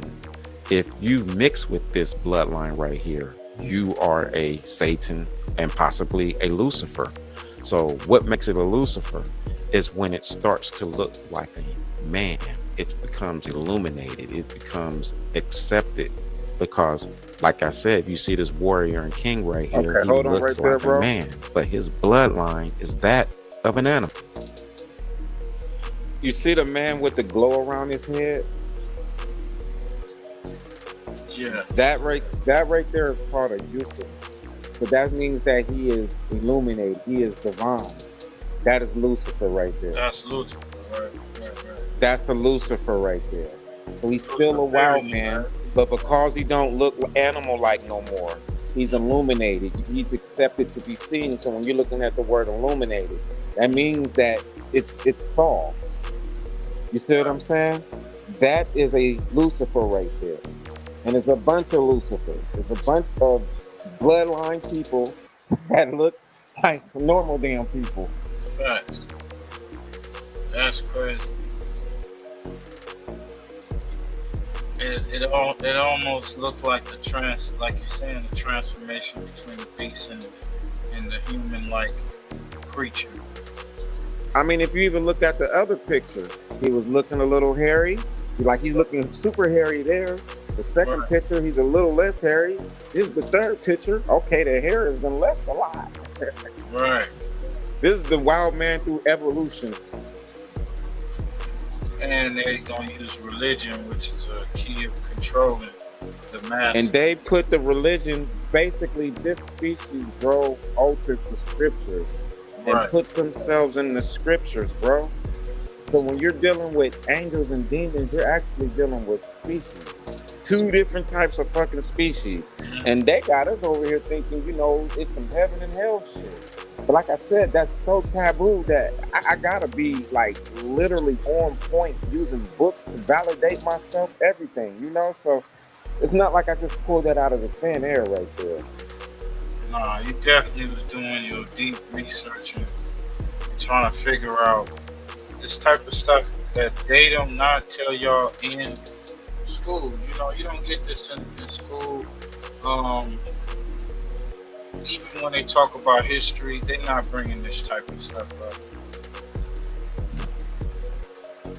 So underneath what Daniel said, it says, after them, another king different from the early one. All of them, man. St. Nicholas, water spirits, primates, winter man, or the abominable snowman. Bro, if you look on there, Loki. Like from the X-Men, Loki. Right. Like all these names and stuff, bro, they're all wild man names. The Noid. remember the noise from Pizza Hut? Yeah, remember that. Bro, a wild man. That's crazy. Can't make this up. Man. Big low-key Pan, the Wild Horde, Dionysus. Really? Shit. What else? Oh, it's so many. And you only on one half of the paper. Right. Yeah, right. The Great Deceiver, the Adversary, Prince of Darkness, Shamo, Jolly Old Elf. Hey. Bells, Snicker. I'm trying to tell you, Santa is the wild man. Santa Claus. The wild man is Satan, but Satan is a nickname. He ain't in hell, my nigga. He walking the earth, nigga, pretending to be a normal man, or he don't look hairy no more. Right.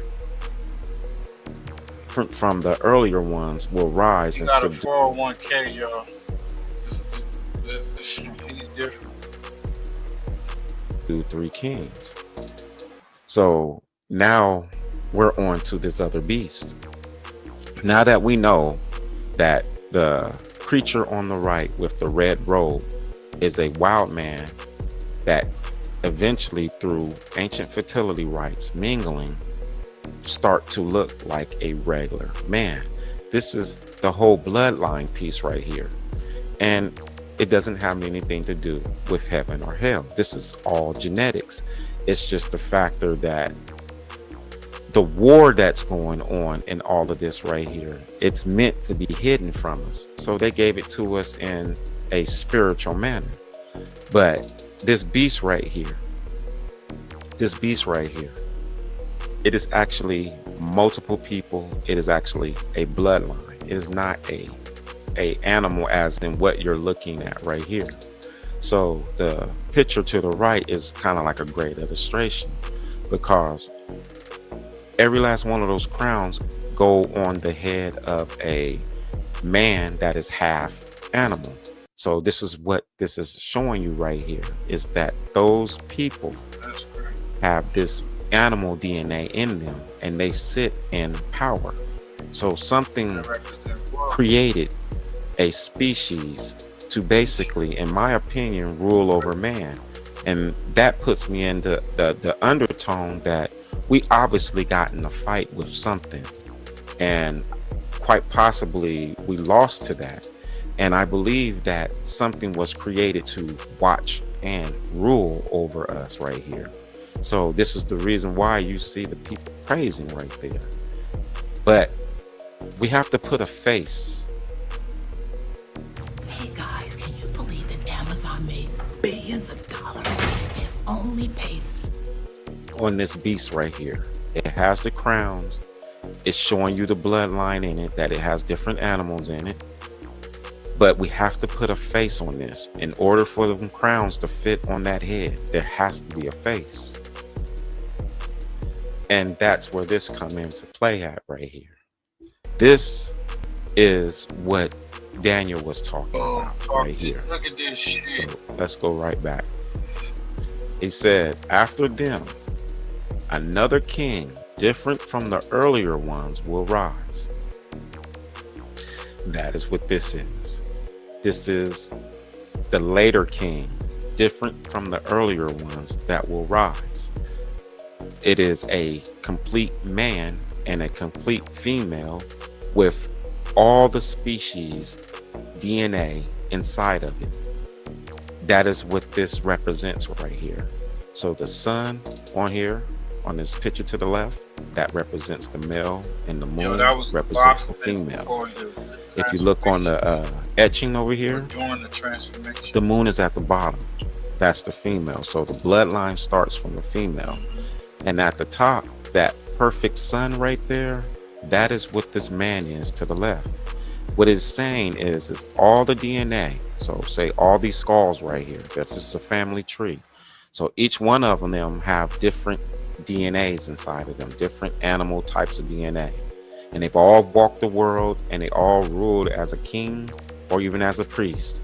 Well, all of this Bro, DNA all those is crowns go now on those present heads. in one being. So like a male and female. You said all the crowns go on his head? No, all those crowns Yeah. go on those heads. You see them Right. skulls right there? Mm-hmm. See, each and every last one of those skulls right there are part of a bloodline. Right. So they all represent people who have ruled literally over people, normal people who had that animal DNA in there.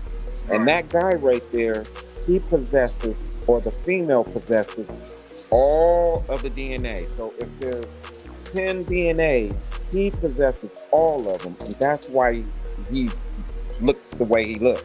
So this is a Lucifer. It's a regular man. Like imagine this person could dress up in a suit and walk into a store and purchase, and you would never know. Right. That is what a Lucifer is. Right. But he has the DNA in him. So he inherits all the DNA. That is what they're showing right there. The sun on the left is the guy. The moon on the right, that's the female. Right. So in that illustration right there, the gray area, at the bottom you see the moon? Yep. That's the female. So everything is birthed from her. So the first one that they manipulated, like in Inky, Enil, that type of stuff right there. The first person that was manipulated, the first was a female. Mm-hmm. And from that female, the whole bloodline starts. Sheesh. Shit get real deep, man. I hope y'all got y'all thinking caps on. I hope y'all taking notes. Go check out pushypush.com. Go to his TikTok. Go to the YouTube channel. And we Bro, it be wilding over there where I'm at, man. That's what I'm saying, man. We're trying to break up the monotony. It's a lot of the same type of content. I mean, after a while, you're gonna always hear the ignorant shit, the no jumper shit, all that, what's going on. But I like to show the audience the other side of what we trying to bring y'all. What we be talking about offline, man. This brother, you sit down, have these meetings, and people coming out, good Bible study, as y'all will call it, but we be studying more than the Bible. It's a lot of information that we were talking about back then. So I'll go over to TikTok. Go check out my brother's channel, man. They consider this to be perfect right here. Let's go a step further. Well, yeah, let's go a step further. Right here, if you look to the left, this is the perfect image. This is what Daniel was talking about right here. Something that is different than the initial wild man. So it no longer looks like a wild man. This picture right here to the left and to the right are the same thing. So that moon and the sun, that's a male and a female right there. And that is what he represents. If you look at the people that's... Hello, Mark Barden here from Sandy Hook Promise. On December 14th, 2000... kind of charging at the man on the right. The man on the left, he has a sword and there's a snake wrapped around it, and it has a crown on the head. See, this is a bloodline right here. This is people who have this blood. The snake doesn't have a crown on his head. It's people who have this blood in them, this particular blood, and they have ruled. On this other side right here, you have what it looks like to be a bird on a sword right there. And the man looks very interesting because his hand is covering his face, but when I really look at it, it almost looks like an animal head. So this almost looks like an animal man. And what you're seeing is the bird wings behind the back of the man and the snake in the hands right there. So this is two different species that has evolved inside of man through ancient fertility rites. That has evolved inside of man, And this guy right here, he is a reflection of all the DNA perfected into one being. So there's a male and a female who walks the earth having children now who have all this DNA in them, but they do not look like animals anymore. But this is a Satan. This is a wild man. This is Lucifer right here. This is Lucifer. Lucifer can be a female. It can be a male. And a Lucifer is simply someone who has basically graduated in the DNA. That is what a Lucifer is. Hey, so the Baphomet, So is this like it says right there, partial after them, connection to the Baphomet? bro, it is the Baphomet. Baphomet, That right. is the Baphomet. Right, right. You just don't see the animal head. Yeah, the Look, no animal look, head. think Yeah. about the Baphomet. The Baphomet has breasts, it has the wings in the back, and it has the snake thingy in the hand, bro. Right. Okay, he don't have the breasts because he's the male version, but he has the wings and the doggone snake. That's the Baphomet. Right. That's what I mean. They don't look animal-like no more. Like, this is like an evolution, and it's been going on. Bro, my other video I just put on TikTok, I'm showing this stuff is in Enoch's time. It's currently running right now on TikTok right now. As I'm talking to you, the comments is like blinging all up on the screen. And this is the medieval time. This is medieval time, if you can tell from the clothing that they have. This has been going on for a while. Wow. In your Bible, Daniel 7:24. And the 10 horns are 10 kings who will rise from this kingdom. After them, another king, different from the earlier ones, will rise and subdue 3 kings. So look, that man, he's different than the earlier ones. He's still a wild man. Still a wild He's man. different than the earlier ones. That is it right there, bro. They've been talking about a species all this time. But like I said, it's like, it's true. They want you to have a Christ-like mindset. So this means that you have to look at the Bible like a kid, bro, in order to believe the Bible. And what I am is a total disconnect from that right there. You have to look at that as an adult. You have to look at that exactly and take the words for what they are. And the only sad part is to make everything look so in the sky. So we are like screwed up off of that right there, because grandma and grandpa, everybody going all the way back. We've been got on this right here, but that was part of the plan. Just think, we've been enslaved, and then they threw a book at us. Right. And this book is sitting here telling us how they then got us. Revelations is like them attacking you. They are throughout there. When you're looking for the Satan, yeah, he's in the church right now as the Pope. Talk test. It's some real stuff, bro. It is not taboo. It's real, but like I said, you just got to go and start looking for it. You know, it's that shapeshifter. When you hear people talking about shapeshifters, all that shit is real. Starting to hear a little more. The shape shifter, man. All of that is real, like, you know, and it's not magic. Nah. It's not magic. It's like literally, bro, like science. Someone put like chameleon DNA in a person damn near. And you're like, bro, did you hear yourself? They put chameleon DNA. Yeah. Okay, so that the technology was real.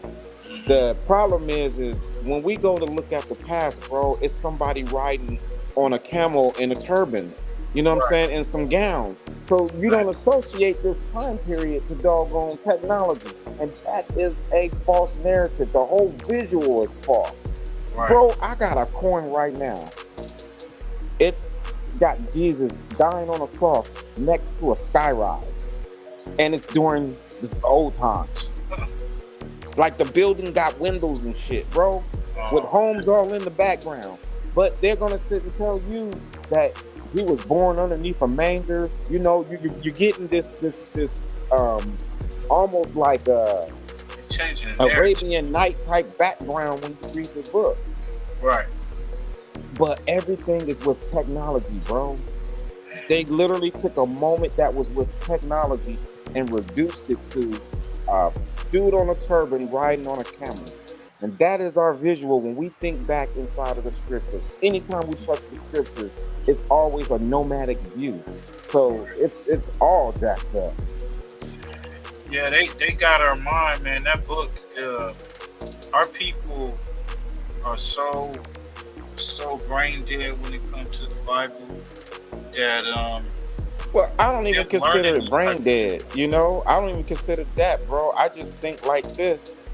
When we were in slavery, and when we first got introduced to the Bible, bro, no joke, this is true history. Y'all can go look this up.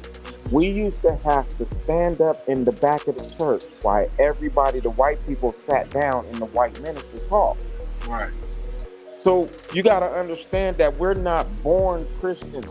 You were No. forced to be like you were a slave, and then the slave master made you stand in the back and listen to him preach.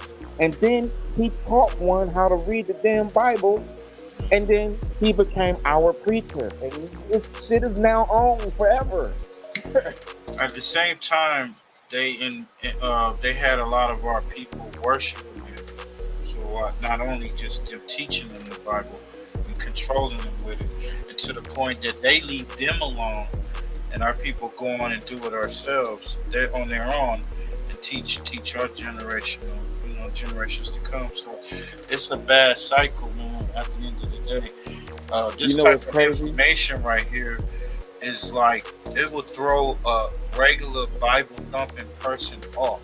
They hear this and they're running.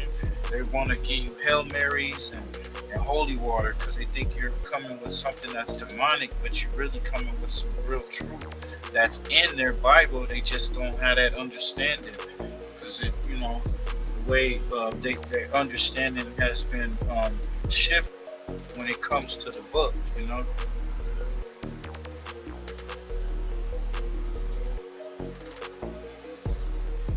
Another king different from the earlier ones will rise and subdue 3 kings. This is that king right here. We saw Satan as the wild man in a red robe, and you can see him on the throne. You can see him through evolution. And that evolution right here ends right here with this man being perfect. So now we have this beast walking in the world today. I show these coins a lot right here, but it's exactly what we're looking at in the picture right here. Like if you notice, I'm saying your the man medical has symbol is the wild man symbol. Right. That coin up at the top is the wild man symbol. That's our medical symbol. When the ambulance come pull up on you and they got that symbol right there, that's the wild man. That is Satan's symbol on the goddamn medical truck, bro. And no one knows. And they just tell you it's the caduceus and it's your chakra. Crazy. I just say this, everything has dual meaning. Meaning like there's a medieval meaning to everything, and then there's a after the 13th century, so the Renaissance. When the Renaissance happened, everything got redefined. So like I don't never say the word blessed. Before the 12th century, the word blessed means a curse. Actually, the word blessed is blood. B-L-O-D, not 2 O's. B-L-O-D. That's the original word for blessed, is blood. After the 13th century, Renaissance, now it means endearment, bro. Right. Now everybody like bless you and don't realize that every time you say it, you're saying curse you. God curse America. We think we saying God's endearment to America. God bless America. The word bless, the original word is blood. So everything got dual meanings, like a medieval meaning and then a Renaissance meaning. That's what that medical symbol is. In the Renaissance, in the medieval times, that shit was evil. Now it's our medical symbol. Right. Over 8,000 men have permanently broken free from the P word by watching one single video training that you can actually watch by clicking the link. A staff in his hand, and the snakes are wrapped around. And everybody calls that the caduceus. But I'm saying this is 2 different bloodlines right here. And then you see the wings on the back. Well, if you look at the coins, you have the snake on the top, bird wings on the bottom, pole in the middle. That pole in the middle is the human body, and the snake and the bird wings is the DNA added to it. And you look at the top, the medical Bro, if you symbol, notice, that's our medical symbol right there. that pole and the body, they're the same thing. Right. So every time you see the medical symbol, it's supposed to be a body there. And then you see the wings on the back of him and the snakes in his hand.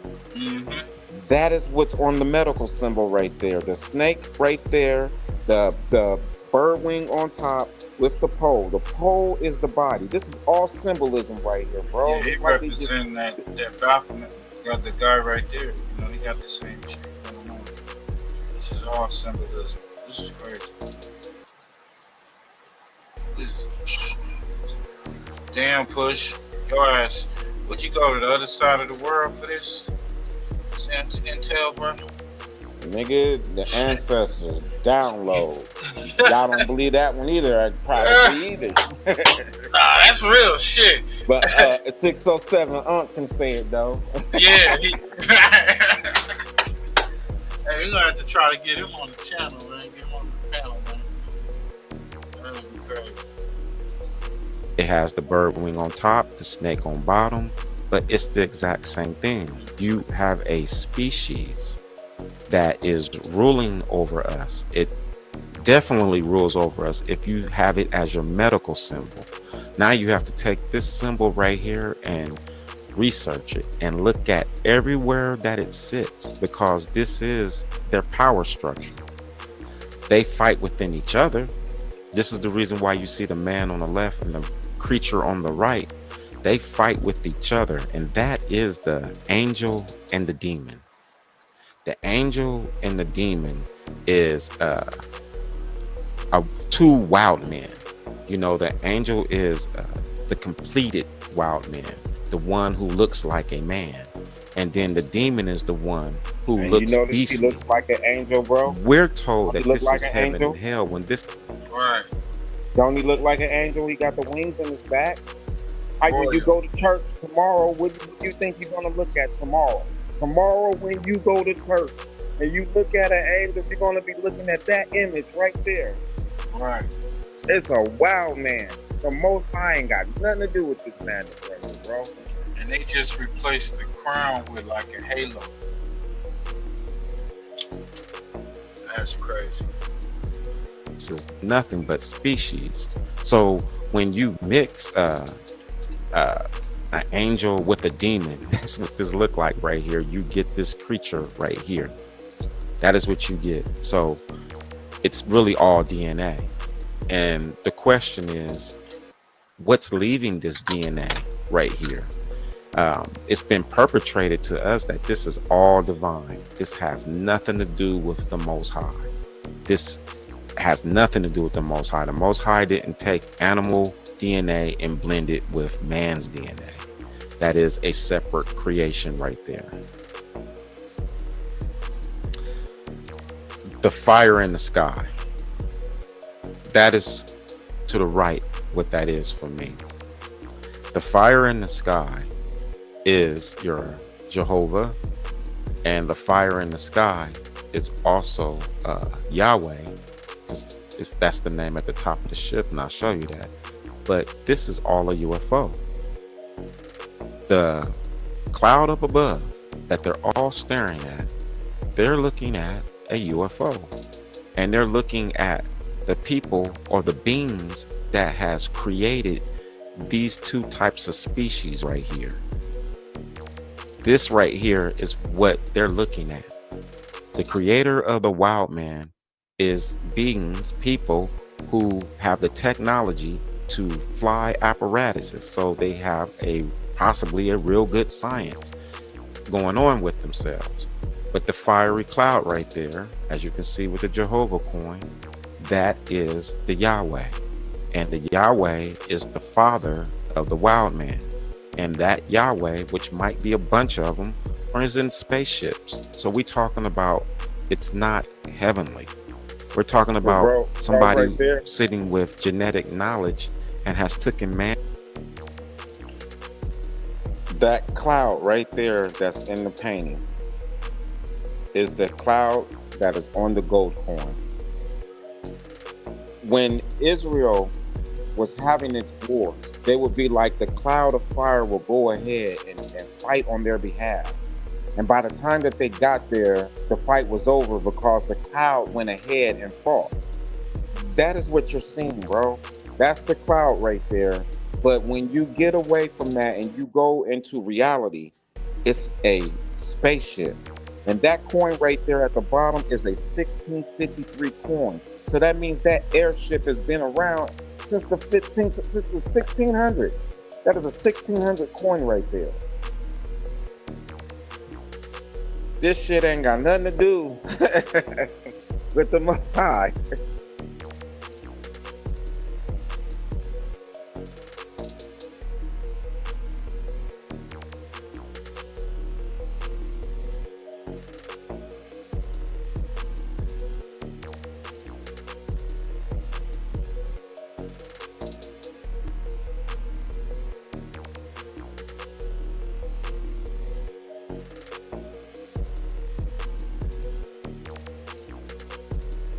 So is that mothership that they talking about? You know, since the That is what you're 1600s? seeing. Look, do you notice that the ship has clouds on the end of it? Right. See, the ship can cloak itself like a cloud, bro. So look at the coin above. That's what you're looking at. Okay, well, that's what you're looking at in the painting. Yeah, this is real deep, y'all. And that coin has been around since the 1600s. The one on the That's a bottom. 1653 coin right there. I didn't grab no AI, none of no crap like that, bro. This is the reason why, like I said, I know it sounds crazy, but that's what put to sleep look like. Right. Now, when you get this truth right here, it's taboo at best, but you know.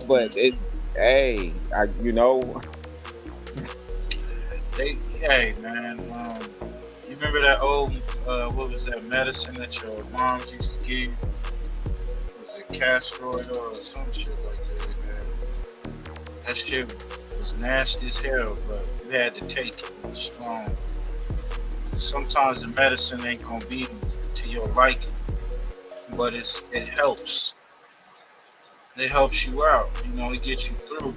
And niggas gotta start waking up. And I feel a lot of our people are waking up, but a lot of our people not. But it's good that people are excited. You saying that how many subscribers you got now? You got a lot of people tapping in trying to get this knowledge. That's Jehovah in the clouds, right? Wait until you see the next picture, bro, because I know this ain't gonna even make sense until you see this next one. Then it's hard to argue. Man's DNA and took the animal's DNA and blended it together, and then put this creature in power over us. If you look at this picture, the wild man in the red robe, he's king over us. The beast to the left, which is nothing but a man, you can see everybody bowing to him.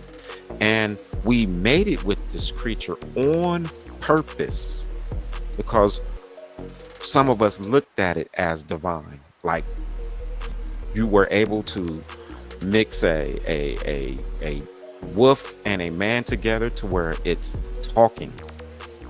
That is a great science right there.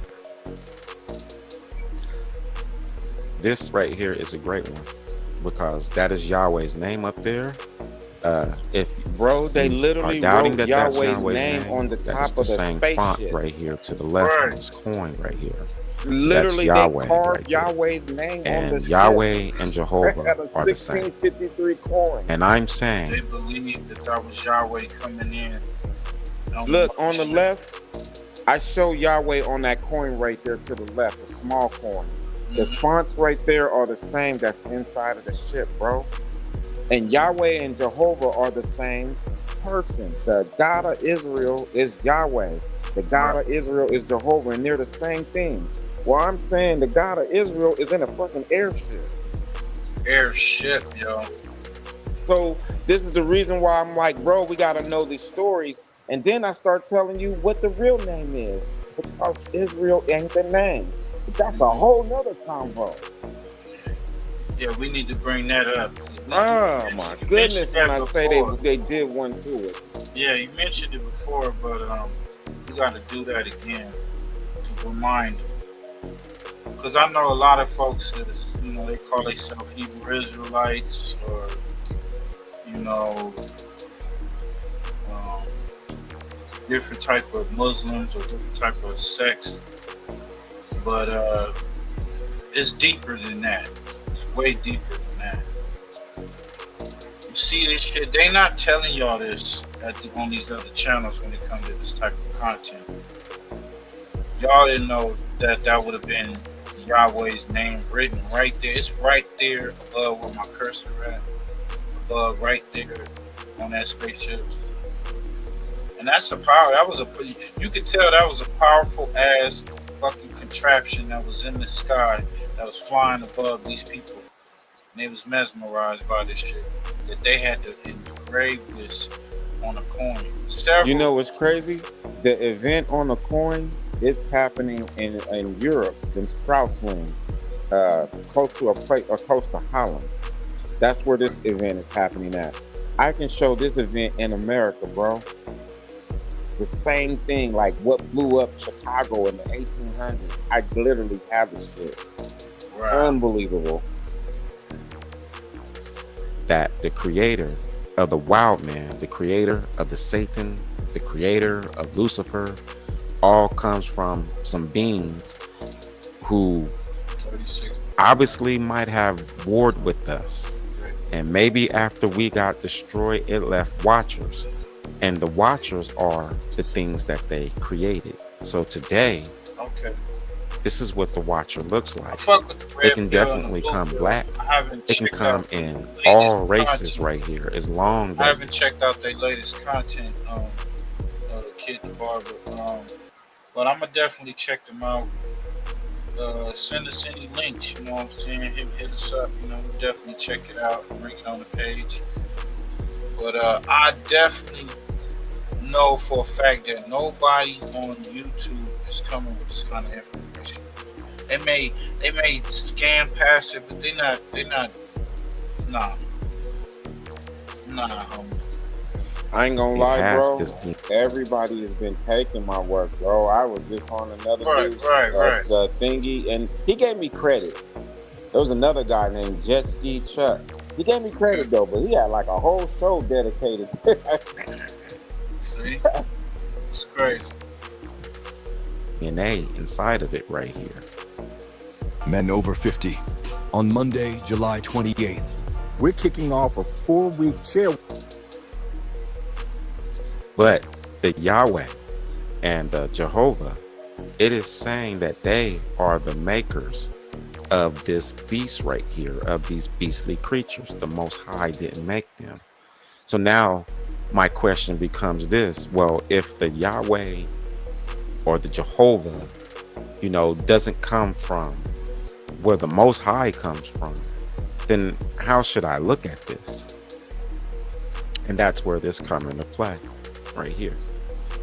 See, in the picture on the left, it shows a man and a woman in a cloud, and then it shows a whole bunch of clouds behind it, like as if it's showing a UFO, like as if something is coming from far away to where we are. If you look in the middle, I know it says Mars attack, but it still has the same echo. You look at it like this: is Mars really far away, or is Mars right here in this illustration to the far right, is it from one of these outer ice walls? Do you think that these people, these beings, are coming from the outer ice wall to the inner ice wall and warring with us, and possibly even left a species here to govern over us? See, Mars, for me, is outside the ice wall. So I don't have a problem with the outside of the ice wall coming in and attacking us, the Mars attack. And the same thing right here in this picture to the far left. But again, I put that as people, other men, other women from another area coming to where we're at and destroying us and placing watchers over us right there. And I believe that they possibly come from over the wall. So what that means, I don't see heaven and hell in this story. I believe that this heavenly scripture that we get inside of the Bible is meant to hide a real war that went on in the world. It's the greatest allegory that you can write, because instead of saying, you know, that Satan is a wild man created by these people from beyond the ice wall, they went and said, well, Satan is the son of God. You see what I'm saying? So that brings like great confusion right there. But right here, the Satan is a man. It's a wild man. It's a man who has animal DNA in them. And the beast is the exact same thing. The beast is a man. It is a bunch of them. It's a man and a woman, and they have perfected the DNA. So when we go back right here, that is what you're looking at. This is the perfected DNA. That's what this guy is. And we go back one more right here. These are all the names of the wild man, and Satan is included in it. The horned one is included in it. Saint Nicholas is there. There's a whole bunch of names. These are all the names of the wild man right here.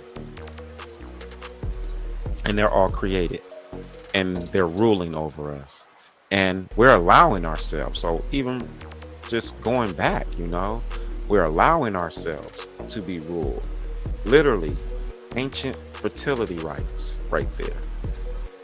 You got to think about that. So what we're going through, it doesn't happen because of the Most High. This is genetics. We are fighting something else that's just as physical. And we got our own kind sleeping with this creature, which has allowed this creature to become more man-like, meaning male and female. Got all our features, isn't furry anymore. But the bloodline that they protect is animal bloodline. And I think that that is real, being masqueraded inside of heaven and hell. I don't think the Most High is involved in this. I think this is man's battle, and we're going to have to wake up and realize the fog has never been an angel. It's always been a beast man. So with that one right there, family, I'm gonna wrap that up right there. You definitely got to have an open mind and realize that everything that is written for our generation was written way before we were born. And I realize that they don't want us to know the full truth. And I don't blame them, because we would rise up. We would try to go past that ice wall right there. We're not trying to go past it. And it's partially because, you know, we don't believe that anything is there, because we've been told that. And I believe that that's what they want.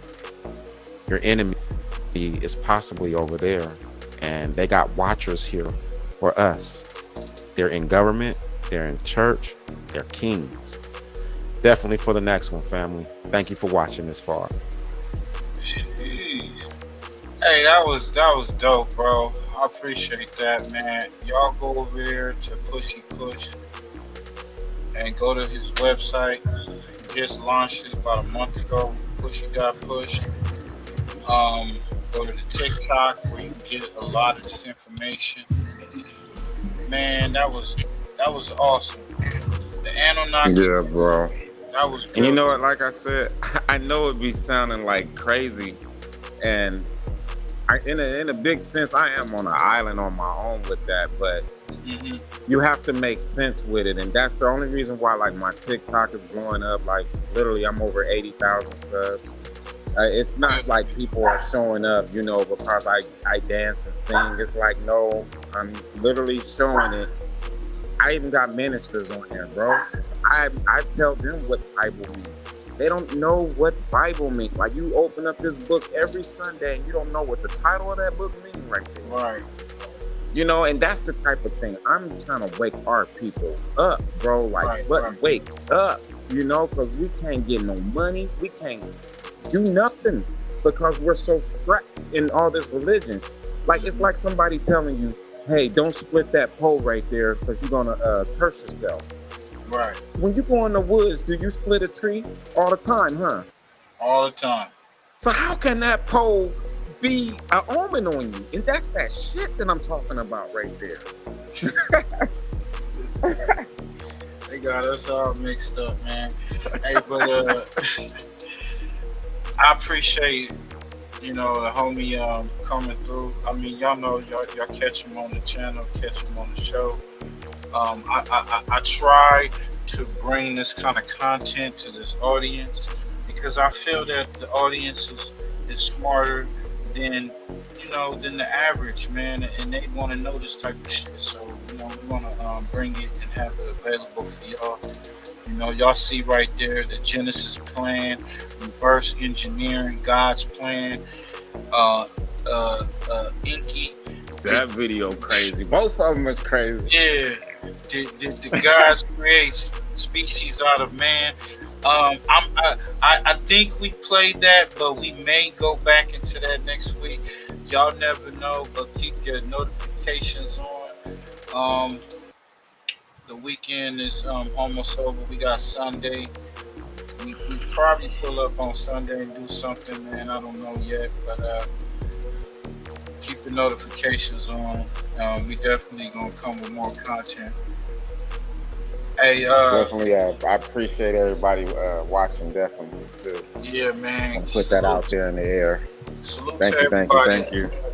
Salute to everybody that's been pulling up, Sherm, Kid the Barber, man. I like the fact that y'all. I like to hear that, you know, that y'all tapped in for this, because, like I said, you know, over here we can react to a bunch of bullshit as far as the drama, the whack 100s, the goofiness on the internet, but we know that that's just for entertainment.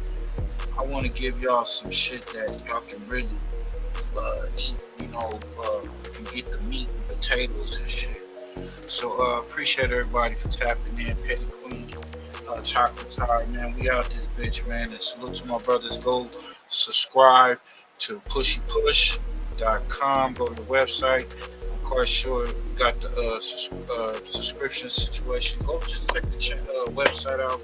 Go subscribe to TikTok and the YouTube channel.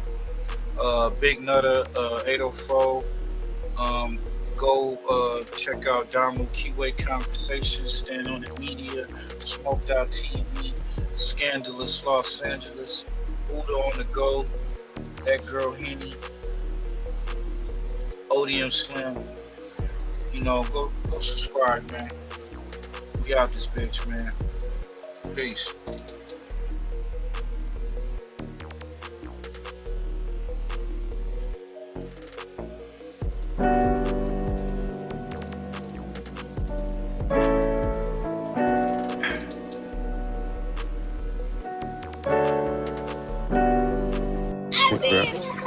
This is Grammy music producer Ryan Ghost Bowser rocking it out with First Fam West Radio and your man's Mr. Illustrator. And on the ones and twos we got Crazy D. Spin that, man. Take pills. Hey, I want y'all to hey, before y'all. What he was saying earlier, and when I played those videos of those people, gentlemen, unaliving folks for the most craziest reasons. And I always say this, I feel that there's demonic forces that govern over certain people, like possession, in these fleshly bodies. And like you see with the splicing and the blending of beasts. Bro, the spirit part is real. Real. Straight real. That the spirit part is real. I am not taking away from the spiritual aspect of everything. Right. But when someone is prepping you for your adversary in death and your adversary is here right now, that's what I'm talking about. Mm-hmm. You know what I'm saying? We shouldn't be waiting for the adversary in death. This nigga is here right now. Causing havoc. And you see that guy, he just popped dude and wanted to go to sleep after that. Not knowing what the fuck he just did. You know, the other one where dude just took the weapon and just Swiss cheesed the dude, literally. Laughed about it, went on social media and bragged about it. King Von, who said that killing or stepping on folks was better than sex. Man, y'all better wake up, bro. That's all I'm saying, man. Y'all better wake up. Wonder why people showing fake love, but they hate real. Depression making me take pills. My aunt want me quiet about the shelter when we ate there.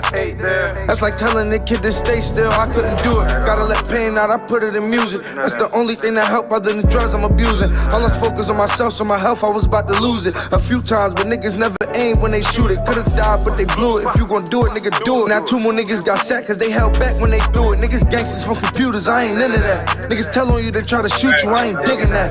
No matter what you do after, nigga, you still a rat. If I see you in the hole like a mole, you gon' still get whacked. The police took my nigga back. My friend, my brother, my slime. Told him stick to the script, something different was on his mind. I know that sometimes loyalty can make you blind, but you had the hood, you had no good reason to rob. I ain't getting it. Got rid of him whenever them bricks was in stupidity and greed. Got you tied up in the shit you in. Typing in a pen again. Fighting in a pen again. Writing with a pen again. My man thought I killed his brother, he stopped fucking with me. And I can't keep moving around like it ain't nothing to me. We used to steal cars together, he used to hustle with me. Eating syrup sandwiches, he was struggling with me. But now ain't nothing to me. Fuck it, and I can live with that. I just gotta rap about it. Know he wanna get me back even though I ain't do shit. You know that, let that sink in. People showing fake love, but they hate real. Pressure making me take pills, my aunt want me quiet. About the shelter when we ate there. That's like telling the kid to stay still, I couldn't do it. No fake love, y'all. I couldn't do it. So to all my brothers and sisters out there, I done really went through it. find somebody you know, your loved one. I couldn't do it. I'd rather put it in music. Today, I wanted to just really hit on something. FirstFamRadio.com. FirstFamRadio.com.